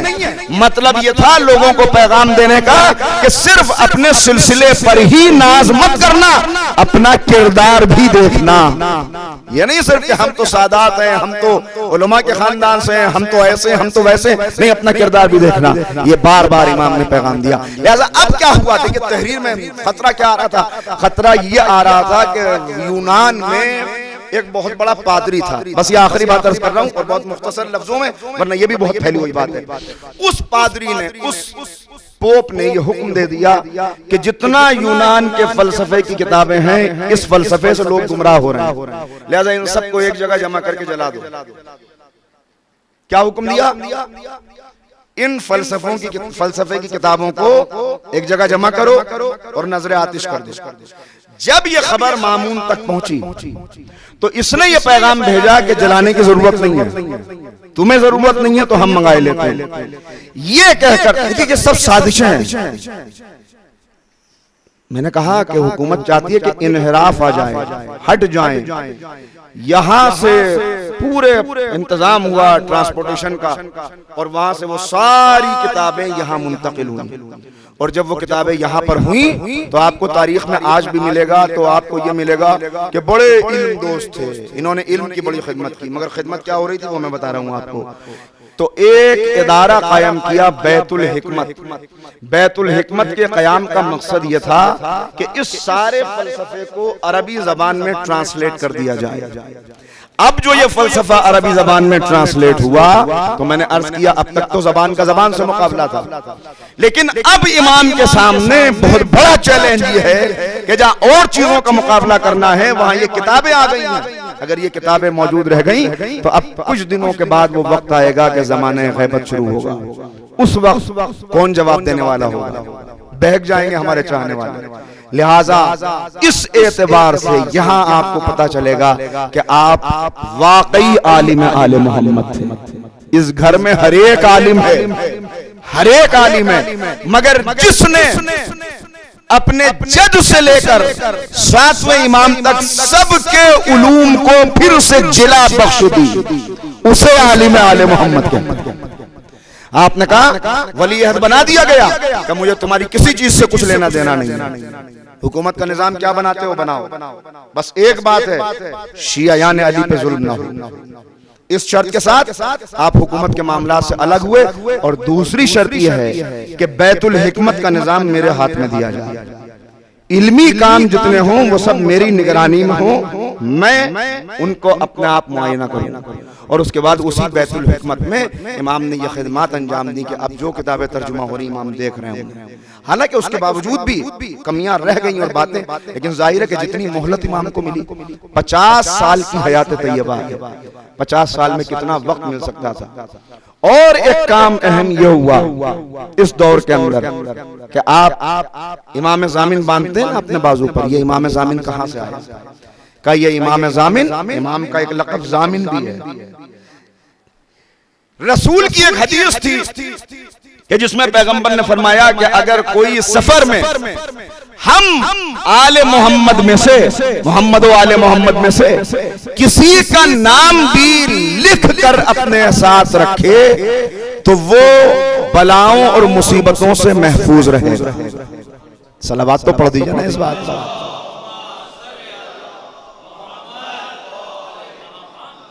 مجھے احساس ہے کہ ذرا سی گفتگو اکیڈمک ہوئی ہے لیکن ضروری ہے، اس لئے کہ یہ باتیں آپ تک پہنچیں۔ تو یہ حدیث پیغمبر کی چلی آ رہی تھی، مگر اس کے اوپر عمل کرنا کیسے ممکن تھا جبکہ نام علی ہونے پر قتل کیا جا رہا ہو، اہل بیت کا نام رکھنے پر صرف سزائیں مل رہی ہوں، تو کیسے ممکن تھا وہاں؟ یہاں اب جو ولی عہد بنایا تو ولی عہدی کے ساتھ میں یہ حکم بھی دیا کہ اس ملک کے اندر امام کے نام کا سکہ چلے گا، چنانچہ سکے کے اوپر امام کا نام لکھا جا گیا۔ اب جو نام لکھا گیا تو لوگوں کے لیے آسان ہو گیا، اگر نام پرچے پر رکھ کے لکھیں اور پکڑا جائے تو قتل کر دیے جائیں، لیکن سکہ رکھنے پہ کون پابندی کر سکتا ہے؟ وہ تو سرکاری سکہ ہے۔ لوگوں نے اس سکے کو کپڑے میں باندھ کر بازو پہ باندھنا شروع کر دیا تاکہ الگ سے پہچان رہے، اور اس طرح امام ضامن کا سلسلہ چل پڑا۔ صلوات پڑھیں محمد والے۔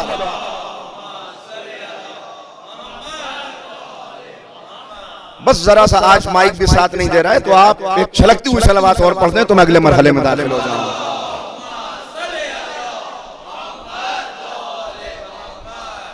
عزیزان گرامی، بس آپ دیکھتے چلیے اس کے بعد کیا کیا مظالم ہیں اور امام کی کیا کیا خدمات ہیں، کیسے غلاموں کو پہلو میں بٹھایا، کیسے شیر قالین کو مجسم کیا، کیسے چاہنے والوں کو پیغامات پہنچائے، کس طرح ان کی حفاظت کی، کس طرح یتیموں اور غریبوں کی خبرگیری کی. سب ہر باب ایسا ہے کہ جو یہ چاہتا ہے کہ اس پر پوری گفتگو کی جائے، لیکن کچھ باتیں وہ ہیں کہ آپ ہر سال سن لیتے ہیں. لہٰذا اب چھوڑتے ہوئے انہیں آخر میں ایک اور ظلم جو امام پہ ہوا وہ آپ کی خدمت میں بیان کیے دیتا ہوں، اور اسی سے اگلے امام کی گفتگو شروع ہو جاتی ہے. یہاں سے وہ ظلم کیا ہوا؟ وہ ظلم وہ ہوا کہ جو اس سے پہلے کسی امام پر نہیں ہوا تھا، بلکہ وہ ظلم ہمیں صرف رسالت مآب کی زندگی میں نظر آتا ہے. وہ ظلم یہ ہوا کہ امام کی حیات طیبہ 50 سال امام کی زندگی، میں نے عرض کیا آپ کی خدمت میں 153 ہجری 11 ذیقعدہ ولادت، 203 ہجری شہادت، 23 ذیقعدہ، 50 سال کی حیات طیبہ.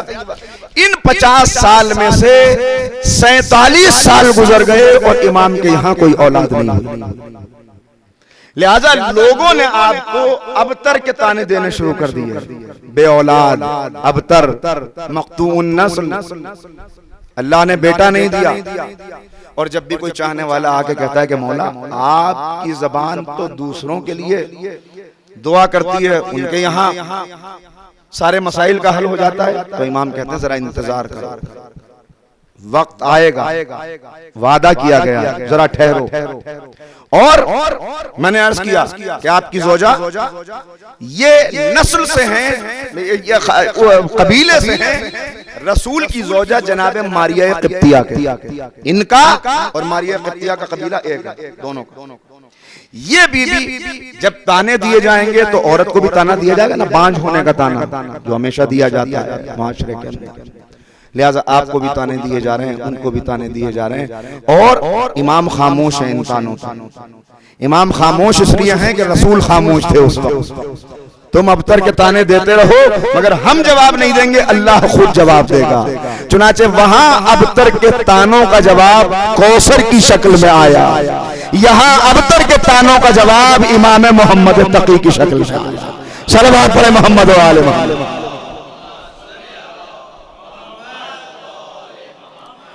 اب عزیزو جو ستم بالائے ستم ہے وہ یہ ہے کہ یہ تانا دینے والے اور یہ امید کرنے والے کہ امام کی نسل آگے نہ بڑھے یہ کوئی غیر نہیں ہے، بلکہ ان میں سے اکثریت گھر کے افراد کی ہے، خاندان والے ہی وہ ہیں کہ جو چاہتے ہیں کہ ان کی نسل آگے نہ بڑھے اور ان کے یہاں کوئی اولاد نہ ہو. لہذا وہی آپس میں مشورے کرتے ہیں کہ آپ کب تک زندہ رہیں گے. میں نے عرض کیا حکومت پھوٹ ڈال رہی ہے، بکنے والے بک رہے ہیں، اور یہیں سے پتہ چلتا ہے جو امام نے بات کہی کہ صرف حسب کا بلند ہونا، نسب کا بلند ہونا یہ صرف کافی نہیں ہے، کردار کا بلند ہونا ضروری ہے. ورنہ نسب بلند ہو لیکن کردار نہ ہو تو نسب کی بلندی بھی کوئی فائدہ نہیں پہنچاتی. اسی لیے بار بار بتایا گیا کہ زینت کیا ہے. عرض کرتا ہوں آخر میں اگر موقع رہ گیا تو، مگر یہ تانے دیے جا رہے ہیں. 47 سال گزر گئے، 47 سال تک امام کے کوئی اولاد نہیں، 48 سال میں امام کے یہاں ولادت ہوئی ہے، اور بعض کے یہاں 47 سال کے ہی آخری وقت میں. چنانچہ جب امام کی شہادت ہوئی تو 3 سال امام نوے امام محمد تقی علیہ السلام کا سن ہے. نام محمد جس کے لیے بتا دیا گیا کہ خاندان اہل بیت میں جو نام دہرائے گئے. تقی مشہور ترین لقب ہے. جواد اپنے جود و سخا کی بنیاد پر، سخاوت کرنے کی بنیاد پر جواد، اور بھی بہت سارے القاب مگر سب کی تشریح کا موقع نہیں ہے سب کو چھوڑتے ہوئے. چنانچہ کیا ہوا، اب میں ظلم بتا رہا ہوں آپ کو کہ ظلم کیا ہوا.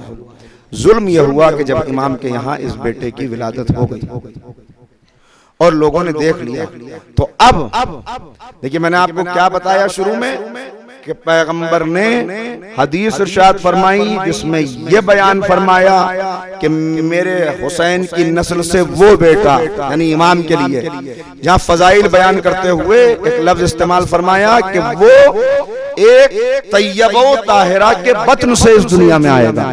اب سمجھیے کہ رسول نے اتنے برس پہلے طیبہ کیوں کہا تھا ان بیوی کو، طیبہ کیوں کہا، طاہرہ کیوں کہا، پاکیزہ بطن کیوں کہا؟ اس لیے کہ دشمنوں نے، میں کیسے اس بات کو کہوں لیکن کہیں بغیر بات نہیں رہتی، دشمنوں نے جب یہ دیکھا کہ ہمارے سارے تانوں کا جواب آ گیا اور امام کے یہاں بیٹے کی ولادت ہو گئی، تو اب خاندان والوں نے آپس میں مردوں نے یہ کہنا شروع کیا، جانتے ہیں ساری حقیقت لیکن حسد، بغض، عداوت، یہ کہنا شروع کیا کہ یہ امام کا بیٹا ہے ہی نہیں۔ اور بس آپ سمجھ گئے ہوں گے اور بات پہنچ گئی ہوگی، یہ سمجھ لیجئے کہ جسے رسول طیبہ کہہ رہے ہیں اس کے کردار پر انگلی اٹھائی گئی۔ یہ وہ ظلم ہے جو میں نے کہا کہ رسول کے بعد اب ہوا ہے کسی معصوم پر، اس لیے کہ آپ کو پیغمبر کی حیات میں بھی ایسا واقعہ نظر آئے گا کہ رسول کی ایک زوجہ کی طرف بھی کسی نے تہمت لگائی تھی، انگلی اٹھائی تھی۔ یہ حسد بڑی بری چیز ہوتی ہے، عورتوں کے اندر زیادہ پایا جاتا ہے۔ آپ تلاش کر لیجئے گا کس نے اٹھائی تھی انگلی اور کیا ہوا اور اس کا نتیجہ کیا نکلے گا، وہ بھی سب روایات کے اندر موجود ہے۔ امام کے جملے بھی علامہ جوادی نے نقل کیے ہیں کہ غضبناک ہو کے امام یہ کہتے تھے، فدق کا جب موقع آیا تو کچھ نام لے کر امام یہ کہتے تھے کہ مجھے اختیار مل جائے، اختیار کا مطلب یہ کہ وہ وقت آ جائے، وہ مصلحت ہو تو میں ان گناہگاروں کو ان کی قبروں سے نکال کے انہیں سزائیں دوں۔ یہ جملہ امام کی سیرت میں موجود ہے، حوالہ میں نے دے دیا۔ تو اب انہوں نے کیا کیا، امام کو بتائے بغیر قیافہ شناسوں کو بلایا۔ قیافہ شناس وہ ہوتے ہیں کہ جو دیکھ کر، اس دور میں ہوتے تھے جو بچے کو دیکھ کر یہ بتا دیں کہ اس کا حقیقی والد کون ہے، اس لیے کہ اس زمانے میں جو فسق و فجور پھیلا ہوا تھا، جو بے حیائی پھیلی ہوئی تھی، اس میں یہ عام بات تھی کہ قیافہ شناسوں کو بلا لیا جاتا تھا۔ لہذا امام کو بتائے بغیر، امام کو تو معلوم ہے لیکن امام چاہتے ہیں کہ حریفوں کے اوپر بھی حجت تمام ہو جائے، لہذا امام خاموش اس سلسلے میں۔ انہوں نے باقاعدہ ایک مجلس کا اہتمام کیا، اس کے اندر تمام خاندان والے جمع ہوئے اور قیافہ شناس کو بلایا۔ ذرا اندازہ لگائیے کتنی توہین ہے، یہ کیسی توہین ہے اور کیسا ستم ہے جو بچپن میں میرے 2 برس کے امام پر ہو رہا ہے، 2 سال کے امام پر ظلم ہو رہا ہے۔ کہ بلایا اور قیافہ شناسوں کو بلا کے کہا یہ جو سارے مرد بیٹھے ہوئے ہیں انہیں دیکھ کے بتاؤ کہ اس بچے کا حقیقی والد کون ہے، کیسا ظلم۔ قیافہ شناس نے ایک ایک کو دیکھا اور اس کے بعد اس نے کہا کہ ان میں اس بچے کا والد کوئی نہیں سکتا۔ یہ کہہ کے وہ نکلا۔ اب یہ اہتمام قدرت ہے کہ ادھر تو وہ نکلا، ادھر سے امام باغ میں پانی دے کر واپس آ رہے تھے۔ وہ گزر رہا تھا، جیسے ہی امام سے سامنا ہوا اس نے کہا ذرا رکنا، ذرا ٹھہرنا، اور اس کے بعد واپس آیا اور آنے کے بعد کہا کہ اس بچے کا باپ اس کے علاوہ کوئی نہیں ہو سکتا جو باغ سے پانی دے کر واپس آ رہا ہے۔ صلوات پڑھیں محمد و آل محمد پر۔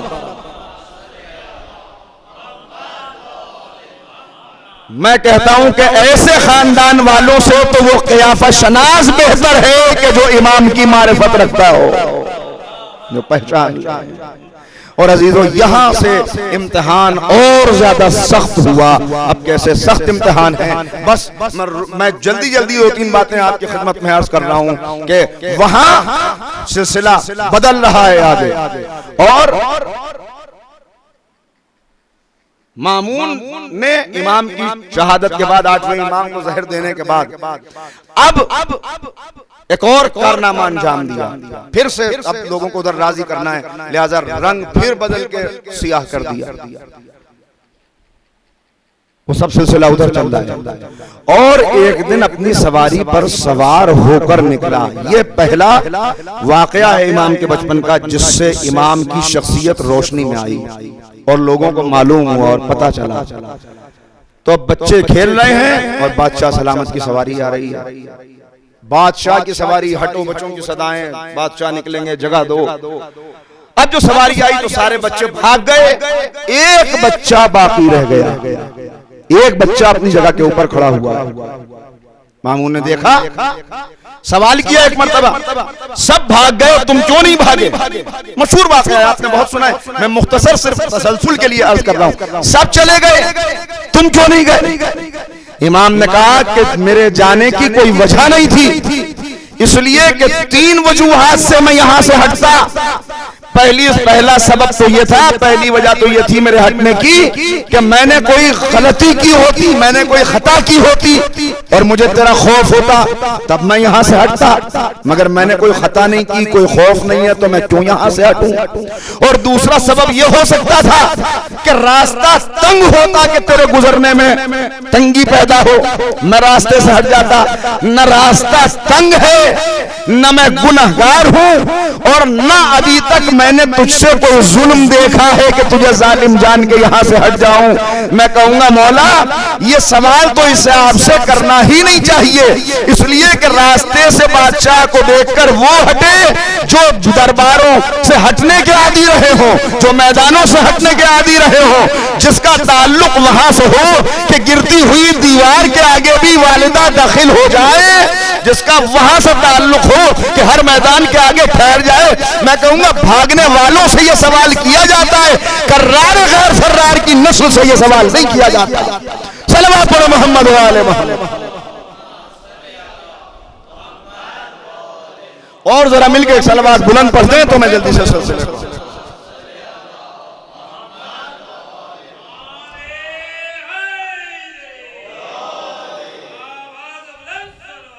اللہم صلی علی چنانچہ گیا۔ اس کے بعد جب واپس آیا دیکھا پھر اسی جگہ کے اوپر کھڑے ہوئے ہیں۔ عزیزو اس اسنا میں ایک واقعہ ہوا جس کو آپ نے بہت سنا ہے، میں بھی مختصر اسے بیان کر کے آگے بڑھ جاؤں تاکہ یہ اندازہ ہو کہ پھر اس کے بعد کیا خدمات ہیں امام کی۔ واپس آیا دیکھا اسی جگہ کے اوپر کھڑے ہوئے ہیں۔ اس اسنا میں اس نے اپنے شکاری باز کو چھوڑا، باز ہوا میں گیا اڑا، اور جب واپس آیا تو ایک مچھلی لے کے آیا۔ اس نے بہترین موقع سمجھا،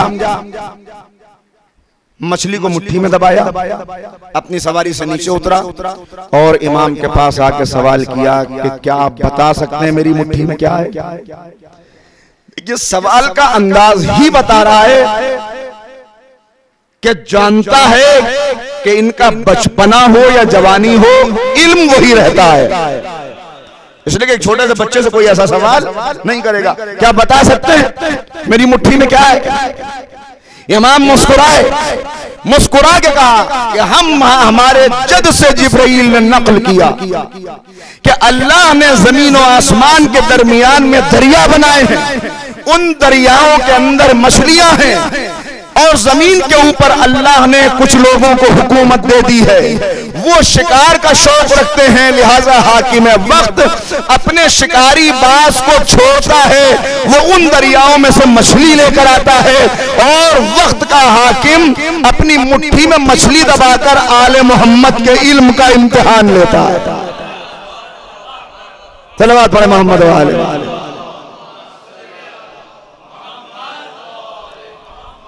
دیکھیں جواب صرف اتنا سا تھا کہ کیا ہے مٹھی میں؟ مٹھی میں مچھلی ہے، لیکن امام نے پورا واقعہ، پورا پس منظر بیان کر دیا، سب بیان کر دیا۔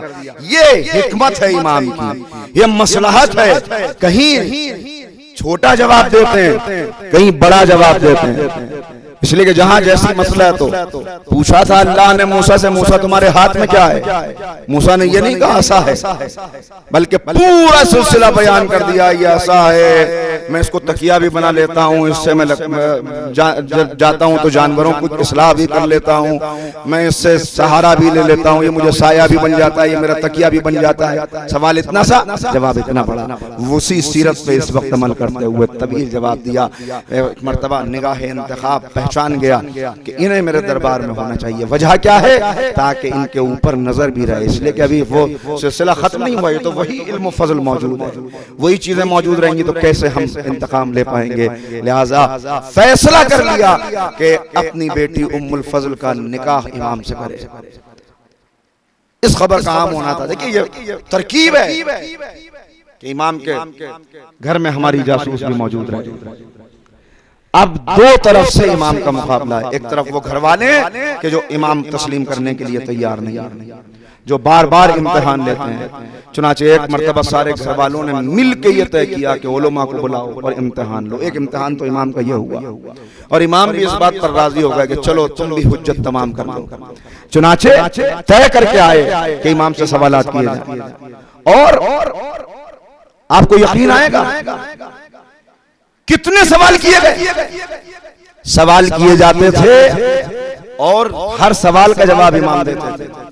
جب ہر سوال کا جواب دیا تو لوگوں نے اشارے کیے ایک دوسرے کو اور کہا کہ جلدی جلدی سوال کرو تاکہ انہیں سوچنے کا موقع نہ ملے. تو ادھر سے یہ کھڑا ہوا, ادھر سے وہ کھڑا ہوا, ایک ایک ساتھ سوال کر رہے ہیں. امام اس کا بھی جواب دے رہے ہیں, اس کا بھی جواب دے رہے ہیں, اس کا بھی جواب دے رہے ہیں, اس کا بھی جواب دے رہے ہیں. اس کے بعد کئی لوگ ایک ساتھ کھڑے ہونے شروع ہوئے. جیسے جیسے ان کے سوالوں کی رفتار بڑھ رہی ہے, امام کے جواب کی رفتار بھی بڑھتی چلی جا رہی ہے. تیزی سے سوال کر رہے ہیں, یہاں تک کہ وقت وہ آیا کہ یہ بھی کھڑا ہے, وہ بھی کھڑا ہے, وہ بھی کھڑا ہے, اور امام نے اب اپنے جوابوں کو مختصر کر دیا. اب ان کے سوال کرنے کا انتظار بھی نہیں کیا کہ تیرا سوال یہ ہے جواب یہ ہے, تیرا سوال یہ ہے جواب یہ ہے, تیرا سوال یہ ہے جواب یہ ہے. اس کے بعد رفتار اور بڑی کہ حرام ہے, صحیح ہے, نجس ہے, پاک ہے. سوال ہوتے رہے, جواب دیے جاتے رہے. میں کہوں گا تم سوال کرتے کرتے اگر صبح محشر بھی کر دو تو یہاں جواب دینے میں کمی نہیں آئے گی, اس لیے کہ جواب دینے سے وہ عاجز ہوتے ہیں جو یہاں آ کے علم حاصل کریں. جو وہاں سے علم لے کے آئے ان کے جواب عاجز نہیں ہوتے. صلوات پر محمد و آل محمد. 3 دن تک سوالات کا سلسلہ چلتا رہا اور 30,000 سوال 30,000 سوال ہیں جو امام سے کیے گئے. کاش کہ ان کے جوابات تاریخ میں محفوظ رہ جاتے, مگر یہ بدقسمتی ہے ہماری کہ ہمیں تاریخ میں واقعہ تو ملتا ہے, سوالوں کی تعداد تو ملتی ہے, مگر امام نے کیا جوابات عنایت فرمائے. حالانکہ ان میں سے بہت سی چیزیں محفوظ تھیں, مگر جب شیخ طوسی علیہ الرحمہ کے کتب خانے کو آگ لگائی گئی بہت سی چیزیں ضائع ہو گئی. لہٰذا آج ان سوالات کے جواب ہمارے پاس محفوظ نہیں. وہ سوالات محفوظ نہیں, کیا کیا سوال کیے, لیکن 30,000 سوال کیے گئے, عاجز ہو گئے. آخر سب نے تسلیم کر لیا کہ واقعی طور پر یہی حقیقی وارث قرآن ہے, یہی حقیقی وارث ہے. ادھر جو دربار میں اعلان کیا تو طلب کیا گیا کہ لاؤ. ایک مرتبہ بنی عباس کے سارے بزرگ جمع ہوئے, انہوں نے کہا کیا غضب کر رہا ہے, کیا غضب کر رہا ہے, اپنی بیٹی کی شادی ان سے کیے دے رہا ہے, تجھے معلوم نہیں اس کا نتیجہ کیا نکلے گا. بس مختصر کر رہا ہوں میں اپنی گفتگو کو, آخری مرحلے میں آ گئے. نتیجہ کیا نکلے گا نہیں معلوم. کہا خاموش ہو جاؤ, کوئی سوال نہ کرو. میں نے خوب سوچ سمجھ لیا ہے. جب لوگوں سے کچھ نہ بن پڑا تو کہا اچھا کسی استاد کو رکھ کے انہیں کچھ علم تو سکھا دے, کچھ فقہ کے مسائل معلوم ہو جائیں, کچھ دوسری چیزیں پتہ چل جائیں, تاکہ ایسا تو نہ ہو کہ دربار میں کبھی انہیں شرمندہ ہونا پڑ جائے. بس ایک مرتبہ مسکرا کے مامون نے کہا کہ جاؤ اعلان کر دو کہ جتنے علماء ہیں سب دربار میں جمع ہو جائیں, اس لیے کہ ایک بچے کے علم کا امتحان ہوگا, بچے کے علم کا امتحان ہوگا. چنانچہ لکھا ہوا ہے کہ 900 علماء کرسی نشین دربار میں موجود تھے, جن کا سردار قاضی القضات, جس کو سب سے بڑے قاضی شہر کا درجہ دیا ہوا ہے حکومت میں, یحییٰ ابن اقسم, بوڑھا, نشے اور غرور اور علم کے نشے اور تکبر کے اندر جھومتا ہوا آیا اور کہا میرے شاگرد سوال کر لیں, میرے لیے یہ زیب نہیں دیتا کہ ایک بچے سے میں سوال کروں. بادشاہ نے کہا خاموش, حکم ہے ہمارا, پوچھو اس سے, جو پوچھنا چاہتے ہو وہ پوچھو. اب جو سوال کیا وہ آپ نے برابر سنا ہے, یہ سمجھ کر کہ معاملہ فقہی مسائل کا ہے, فقہ کا سوال کیا. اور فقہ میں بھی علماء یہاں تشریف فرمائے, فقہی مسائل میں سب سے زیادہ پریشان کرنے والے مسائل حج کے مسائل ہوتے ہیں, سب سے زیادہ نزاکتیں اور پیچیدگیاں انہی ہیں. لہذا ایک بچے کی عمر کے اعتبار سے یہ سوال کسی بھی طرح زیب نہیں دیتا تھا جو سوال کیا گیا. مگر کیا سوال کیا کہ یہ بتائیے ایک شخص نے احرام میں شکار کیا، اس کا کفارہ کیا ہے؟ ایک شخص نے حالت احرام میں شکار کر لیا، اس کا کفارہ بتائیے۔ امام مسکرائے اور مسکرا کے کہا پہلے سوال کرنے کی تمیز تو سیکھ لو، تمہارا سوال ناقص ہے، تمہارا سوال نامکمل ہے، تمہارے سوال سے وضاحت نہیں ہو رہی۔ کہ کیا مطلب؟ کہ تم نے یہ کہا کہ حالت احرام میں شکار کیا، مگر اس کی تفصیل تو بتائی ہی نہیں کہ وہ احرام حج کا تھا یا عمرے کا تھا۔ سوال کرنے والا، شکار کرنے والا عالم مسئلہ تھا یا جاہل مسئلہ تھا، وہ بالغ تھا یا بچہ تھا۔ سوال پرندے کا کیا، کس کا شکار کیا؟ شکار پرندے کا کیا یا جانور کا کیا؟ ہل کا کیا، ہل میں کیا یا حرم میں کیا؟ اپنی غلطی پر نادم تھا یا اپنی غلطی پہ مصر تھا؟ کیا تھا؟ اس کی تفصیل تو بیان کرو۔ یہ کہہ کے 22 شقیں امام نے بیان کر دی کہ اس ایک سوال میں 22 سوال بنتے ہیں۔ عزیزوں بتا دیا کہ جب تم سوال کرنا نہیں جانتے تو امت کے مسائل کا جواب کہاں سے دو؟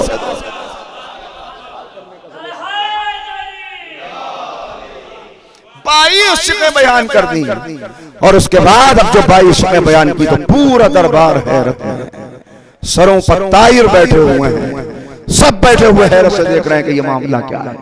عزیزو بس ایک مرتبہ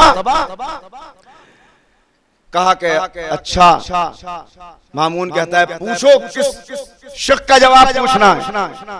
اب خاموش ہے، نظریں زمین میں گڑی ہوئی ہیں، اس لیے کہ جسے بچہ سمجھ کر ایسے ہی لاپرواہی میں سوال کر لیا تھا، اس نے سر دربار حقیقت بتا دی۔ کیسے پوچھے؟ کچھ نہیں کہتا۔ ایک مرتبہ امام نے خود ہی جواب دینا شروع کیا، اور 22 شقوں میں سے ہر ایک کا جواب دیا۔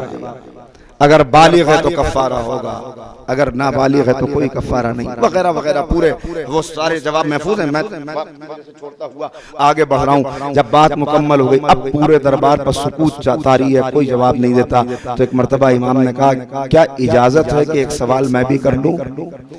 میں کہتا ہوں کہ بوڑھا واقعی سٹھیا گیا تھا، ورنہ اتنے علم کے بعد پہلے ہی اعتراف کر لینا چاہیے تھا کہ میں آپ کے سوال کا کیا جواب دوں گا، جبکہ میں آپ سے ڈھنگ کا سوال بھی نہ کر سکا۔ مگر کہا جی آپ پوچھئے فرزند رسول، آپ بھی سوال کیجئے۔ امام نے کہا بس میرا ایک چھوٹا سا سوال ہے، اتنا بتا، ایک شخص اپنے گھر سے نکلا، ایک عورت پر نظر پڑی، جب صبح اس پر نظر پڑی تو وہ حرام تھی، جب طلوع آفتاب کے بعد نظر پڑی تو وہ حلال ہو گئی، ظہر کے وقت پھر حرام ہو گئی، ظہر کے بعد پھر حلال ہو گئی، مغرب کے وقت پھر حرام ہو گئی، مغرب کے بعد پھر حلال ہو گئی، اس کے بعد نصف شب میں پھر حرام ہو گئی، صبح ہوتے ہوتے پھر حلال ہو گئی۔ یہ کیسا سوال؟ ایک عورت کبھی حرام کبھی حلال، اب سر جھکائے ہوئے بیٹھا ہے، سب ایک دوسرے کو دیکھ رہے ہیں، اس لیے کہ حرام و حلال کے مسائل کو وہ کہاں سے بتائیں کہ جن کی پوری زندگی دسترخوانوں کی حرام غذا کھاتے ہوئے گزری ہو، کہاں سے جواب دیں؟ خاموش۔ ایک مرتبہ جب کافی دیر گزر گئی، سکوت، دیکھیے وہ سوال کر رہے تھے تو جلدی کرتے تھے، امام نے سوال کیا جلدی نہیں کی، کہ وقت لے لو، سوچ لو، اس لیے کہ امام کو معلوم ہے کتنا ہی وقت لے لیں یہ کہاں سے جواب دیں گے، کیا کوئی جلدی نہیں، غور کر لو۔ آخر مامون نے خود کہا فرزند رسول یہ کیا جواب دے گا، آپ ہی اس کا جواب بھی عنایت فرمائیے۔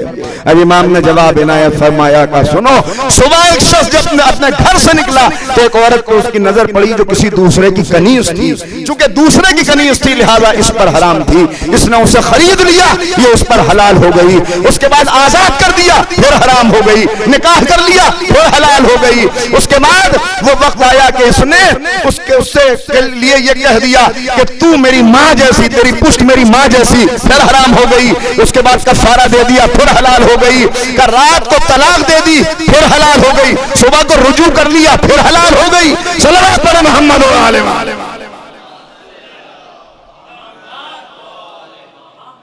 عزیزان گرامی یہ تو علم ہے جس کا مظاہرہ ہو رہا ہے، اور اس کے بعد قدم قدم کے اوپر مسائل کا حل بھی کر رہے ہیں، پیغامات بھی پہنچا رہے ہیں اور چاہنے والوں کو پیغام بھی دے رہے ہیں۔ مگر میں نے عرض کیا یہ ام الفضل جو جاسوس بن کے دشمن کی آئی، اس کے بعد اس نے مولا کی زندگی، الزامات ہیں، تہمتیں ہیں، شکایتیں ہیں، بار بار شکایتیں لکھ کر بھیجتی ہے، باپ کو شکایت، بھائی کو شکایت، یہاں تک کہ ایک وقت وہ آیا کہ غصے کے عالم میں رات کو نشے میں تلوار لے کے آیا اور امام کے اوپر حملہ کر دیا، اپنی دانست میں جسم کے ٹکڑے ٹکڑے کر دیے، قتل کر دیا، خون بہ رہا ہے ہر طرف، اور اس کے بعد گیا جا کے بڑا گھبرایا کہ میں نے امام کو مار ڈالا، قتل کر دیا۔ لیکن رات کی صبح آئی تو اس کے غلام نے آ کے اطلاع دی کہ تو نے کسے قتل کیا ہے؟ امام تو صحیح و سالم ہے۔ کہا اس کمرے میں جا کے دیکھو۔ کمرے میں جا کے دیکھا تو ایک جانور ذبح کیا ہوا پڑا ہے۔ کسی پوچھنے والے نے پوچھا کہ مولا آپ پر کیا رات میں اس نے حملہ نہیں کیا تھا، تلوار نہیں چلائی تھی؟ اس وقت امام نے کہا ہاں وہ ہماری جدہ ماجدہ کی دی ہوئی دعا تھی جس کے نتیجے میں ہم اس سے محفوظ رہے۔ اسی لیے کہا گیا وہ دعائیں ہر وقت انہیں اپنے دشمن کے شر سے محفوظ رکھنے کے لیے اپنے آپ کو اس دعا کو تعویذ بنا کے اپنے ساتھ رکھا۔ اس سے پہلے امام کاظم کی زندگی میں بھی ایسے موقع آ چکے ہیں، ان کی بھی اپنی دعائیں موجود ہیں کہ انہیں تعویذ بنا کے اپنے پاس رکھا۔ تو عزیزو یہ ہے وہ سیرت اور یہ ہے کچھ گوشے جو میں نے آپ کی خدمت میں عرض کیا۔ مگر کہاں دشمن برداشت کر سکتا ہے ایسی ہستیوں کو کہ جن کا پوری زندگی جن کی فیض پہنچاتے ہوئے گزری ہے۔ افسوس تو اسی بات کا ہے کہ جنہوں نے پوری زندگی اپنی فیض پہنچایا ہے انہی کے لوگ دشمن ہو گئے، باوجود اس کے کہ فدق لوٹا دیا تھا، باوجود اس کے کہ دوسری مرتبہ اس سے پہلے عمر ابن عبدالعزیز کے دور میں کا فدق لوٹا دیا جائے، پھر اس کے بعد جو حاکم آیا اس نے واپس قبضہ لے لیا، پھر اس کا دور آیا لوگوں کو یہ بتانے کے لیے کہ ہم اہل بیت کے حق کو پہچانتے ہیں، پھر فدق کی پراپرٹی کو واپس کر دیا، اس کے بعد پھر ظالم آئے، پھر قبضہ، یہ سلسلہ چلتا رہا۔ یہ بھی ایک پوری بحث ہے کہ امام نے کیوں قبول کر لیا، پھر کیوں اس کے بعد میں جانے دیا، مولا جب آئے تو مولا نے کیوں نہیں قبضہ لے لیا، یہ پورا ایک سلسلہ چالیں ہیں یہ حکومتوں کی قدم قدم کے اوپر لوگوں کو دھوکہ دینے کے لیے، جس کے لیے آج تک یہ مشہور ہو گیا کہ یہ واقعی طور پر مخلص تھے اہل بیت کے۔ مگر کیسے مخلص تھے؟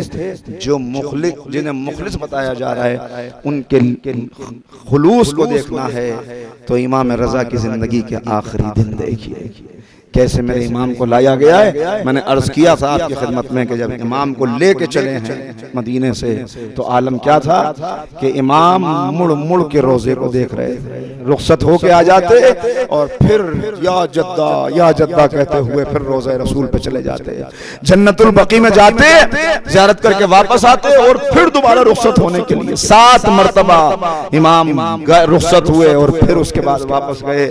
یہاں تک کہ روایت کی لفظیں کہ جب امام رخصت ہو رہے تھے تو کسی نے دیکھا 2.5 برس کا 2 برس کا بچہ یعنی امام محمد تقی وہ زمین پہ بیٹھے ہوئے اپنے سر پہ خاک ڈال رہے ہیں، اپنے سر پہ خاک ڈال رہے ہیں۔ کسی نے آگے کہا کہ آپ کیوں اپنے سر پہ خاک ڈال رہے ہیں؟ کہ اس لیے کہ میری یتیمی کا زمانہ قریب آ رہا ہے، مجھے معلوم ہے میرا بابا اب پلٹ کے نہ آئے گا۔ عزادارو بس سنیے گا امام جو رخصت ہوئے کس کس سے رخصت ہوئے اور کیسے کیسے عرض کر چکا ہوں کہ کثیر اولاد تھے امام موسیٰ کاظم، 18 بیٹے ہیں، 19 بیٹیاں ہیں، انہی بیٹیوں میں ایک بیٹی کا نام ہے فاطمہ جنہیں آپ جانتے ہیں معصومہ قم کے لقب سے، کہ جو امام سے اتنی چھوٹی ہیں، جو فرق لکھا ہوا ہے کہیں کہیں تقریباً 20 سال سن میں امام سے کم ہے، لہٰذا امام نے اپنی بیٹی کی طرح بہن کو پالا ہے، بیٹی کی طرح پالا ہے۔ ارے جب امام رخصت ہوئے تو اس بہن کا عالم یہ تھا کہ تڑپ تڑپ کے بھائی سے لکھتی جاتی تھی اے بھیا اے مہجائے، اس لیے کہ بہن کو معلوم تھا بچپن کا واقعہ اس سے کچھ زمانے پہلے کا میں آپ کو سنا چکا ہوں مصائب کے مرحلوں میں کہ جب آنے والا آیا اور امام کے شان میں مرثیہ کہہ کے لایا تو مرثیہ سننے کے بعد کا اس میں ایک شعر کا اضافہ کر لے۔ مرثیہ یہ تھا کہ فاطمہ آپ کی مظلومیت کہ آپ کی اولاد دنیا میں بکھر گئی، کوئی مدینے کے اندر ہے، کوئی کربلا میں سو رہا ہے، سارے اشعار پڑھے۔ امام نے کہا ایک شعر کا اضافہ کر لے کہ کوئی سب سے دور زمین طوس پہ سویا ہوا ہے۔ ایک مرتبہ تڑپ کے شاعر نے کہا مولا کون ہے طوس پر؟ میں تو آپ کے گھر کا پرانا غلام ہوں، مجھے نہیں معلوم۔ کہا وہ میں ہوں جو غریب الغربا ہوں، میں ہوں جس کی قبر طوس پر بنے گی، اس کا روزہ توس میں بنے گا، میں کہوں گا اے مولا آپ واقعی غریب الغربا ہیں، وطن سے بہت دور زمین توس پر، مگر مولا وقت شہادت بڑی تکلیف اٹھائی، تڑپتے رہے زہر کے اثر کے نتیجے میں، مگر اے مولا پھر بھی یہ پریشانی تو نہیں تھی کہ کوئی بہن کے سر سے چادر لے لے گا، مولا یہ غم تو نہیں تھا جاتے وقت کہ کوئی بچی کو تماچے مارے گا، مگر ہائے غریب الغربا کربلا کا غریب زہرا کہ جسے وقت آخر جب زینب پر نظر پڑتی ہے خیال آتا ہے میرے بعد بازو بنیں گے، میرے بعد چادر لٹے گی، جب سغرا جب بیٹیوں پر نظر پڑتی ہے خیال آتا ہے بازوؤں میں رسی بندھے گی،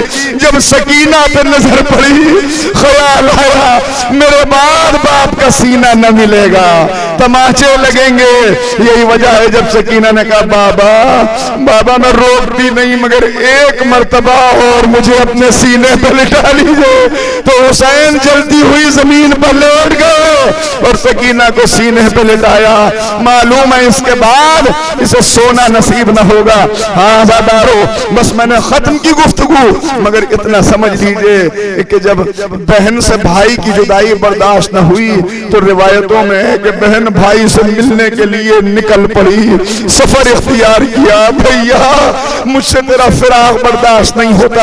اب یہاں دو روایتیں ہیں، ایک تو یہ کہ امام کی زندگی میں پہنچ گئیں اور امام کے بعد امام کی زندگی میں شہادت ہوئی، اور ایک روایت یہ ہے کہ جب بہن نکلی اور سفر اختیار کیا، اب جو قم میں پہنچی تو دیکھا ہر طرف سیاہ پرچم لگے ہوئے ہیں، سیاہ جھنڈے ہیں، سیاہ لباس لوگوں نے پہنا ہوا ہے۔ سوال کیا کہ یہ شہر کس کے غم میں سیاہ لباس پہنے ہیں؟ معلوم یہ ہوا کہ ظالم کے شہر سے امام رضا کی شہادت ہو گئی۔ بھائی اتنا سننا تھا، بہن کو کشا گیا اور اس کے بعد پھر آنکھ نہ کھلی، ایک مرتبہ افاقہ ہوا مگر اسی غم میں بہن دنیا سے چلی گئی۔ میں ہاتھوں کو جوڑ کے کہوں گا اے معصومہ قم، آپ نے بھائی کی شہادت کی خبر سنی تھی، برداشت نہ ہوئی، مگر ہائے آپ کی دادی زینب جس نے 70 قدم کے فاصلے سے یہ منظر دیکھا۔ عزاداروں جب عمر سعد کو مختار کے سامنے پیش کیا تو مختار نے پوچھا تجھے کبھی کربلا میں رحم آیا؟ کہا ایک موقع تھا۔ کہ کون سا موقع تھا؟ کہ شمر سینے پہ سوار تھا، سید کی زلفوں کو ہاتھوں سے پکڑا ہوا تھا، کن خنجر گلے پہ تھا، اور 70 قدم کے فاصلے پر علی کی بیٹی کبھی دائیں سے بائیں جاتی، کبھی بائیں سے دائیں آتی، سینے پہ ہاتھ مار کے کہتی واہ غربتا، ہائے غربت، اے پسر صاحب میری اماں نے چکیاں پیس کر پالا ہے، میرا بھائی 3 شبوں کا پیاسا ہے۔ عزاداروں اب جو امام کے کانوں میں آواز آئی، آنکھوں سے اشارہ کیا، عجیب فقرہ ہے کہ شمر امام کے جسم سے اتنا خون بہ چکا تھا کہ اب امام کے اندر بولنے کی طاقت نہ تھی۔ بھائی اشارہ کیا زینب واپس پلٹ جاؤ، ادھر تو زینب واپس پلٹی، ادھر شمر نے ضربتیں لگانا شروع کی۔ جب کند خنجر گلے پہ نہ چھو سکا تو ضربتیں خنجر کو کھلاڑی کی طرح مارا، 16 ضربیں لگی، سید کا سر جدا ہوا۔ ادھر زینب نے خیمے میں کہا اے سید سجاد، عجیب فضا ہے، فرات کا پانی اچھل رہا تھا، سیاہ آندیاں چل رہی تھی، منادی کی ندا آ رہی تھی، حسین مار ڈالے گئے، اے سجاد ذرا اٹھو، اپنے بابا کی خبر لو۔ کب بھی اماں ذرا خیمے کا پردہ اٹھائیے۔ اب جو پردہ اٹھا، نو کے نیزہ پہ سر حسین، السلام علیکہ یا ابا عبداللہ، اے پھوپھی اماں بابا مارے گئے، دنیا پنجتن سے خالی، واہ غربتا واہ مصیبت۔ بار الہ ان آوازوں پر رحمت نازل فرما، اہل بیت کے چاہنے والے جہاں جائیں جان مال ستابر کی حفاظت فرما۔ اے معبود، اے مالک ہمارے گناہان کبیرہ و صغیرہ کو معاف فرما، معبود ہمیں جن معصومین کی سیرت کا تذکرہ ہے ان کے پیغام پر عمل پیرا ہونے کی توفیق عنایت فرما، بزرگوں کو قوت و توانائی اور طول حیات عنایت فرما، جوانوں کو دین کا سرمایہ قرار دے۔ بار الہ اہل بیت کے چاہنے والے جہاں جہاں جان مال عزت آبرو کی حفاظت فرما۔ بار الہ تمام مومنین و مومنات کی شرعی حاجات کو پورا فرما دے، تمام حاضرین مجلس کے مرحومین و مرحومات کے درجات کو بلند فرما۔ بار الہ امام کے ظہور میں تعجیل فرما، ہمیں سرکار کے انصار و ایمان میں شمار فرما۔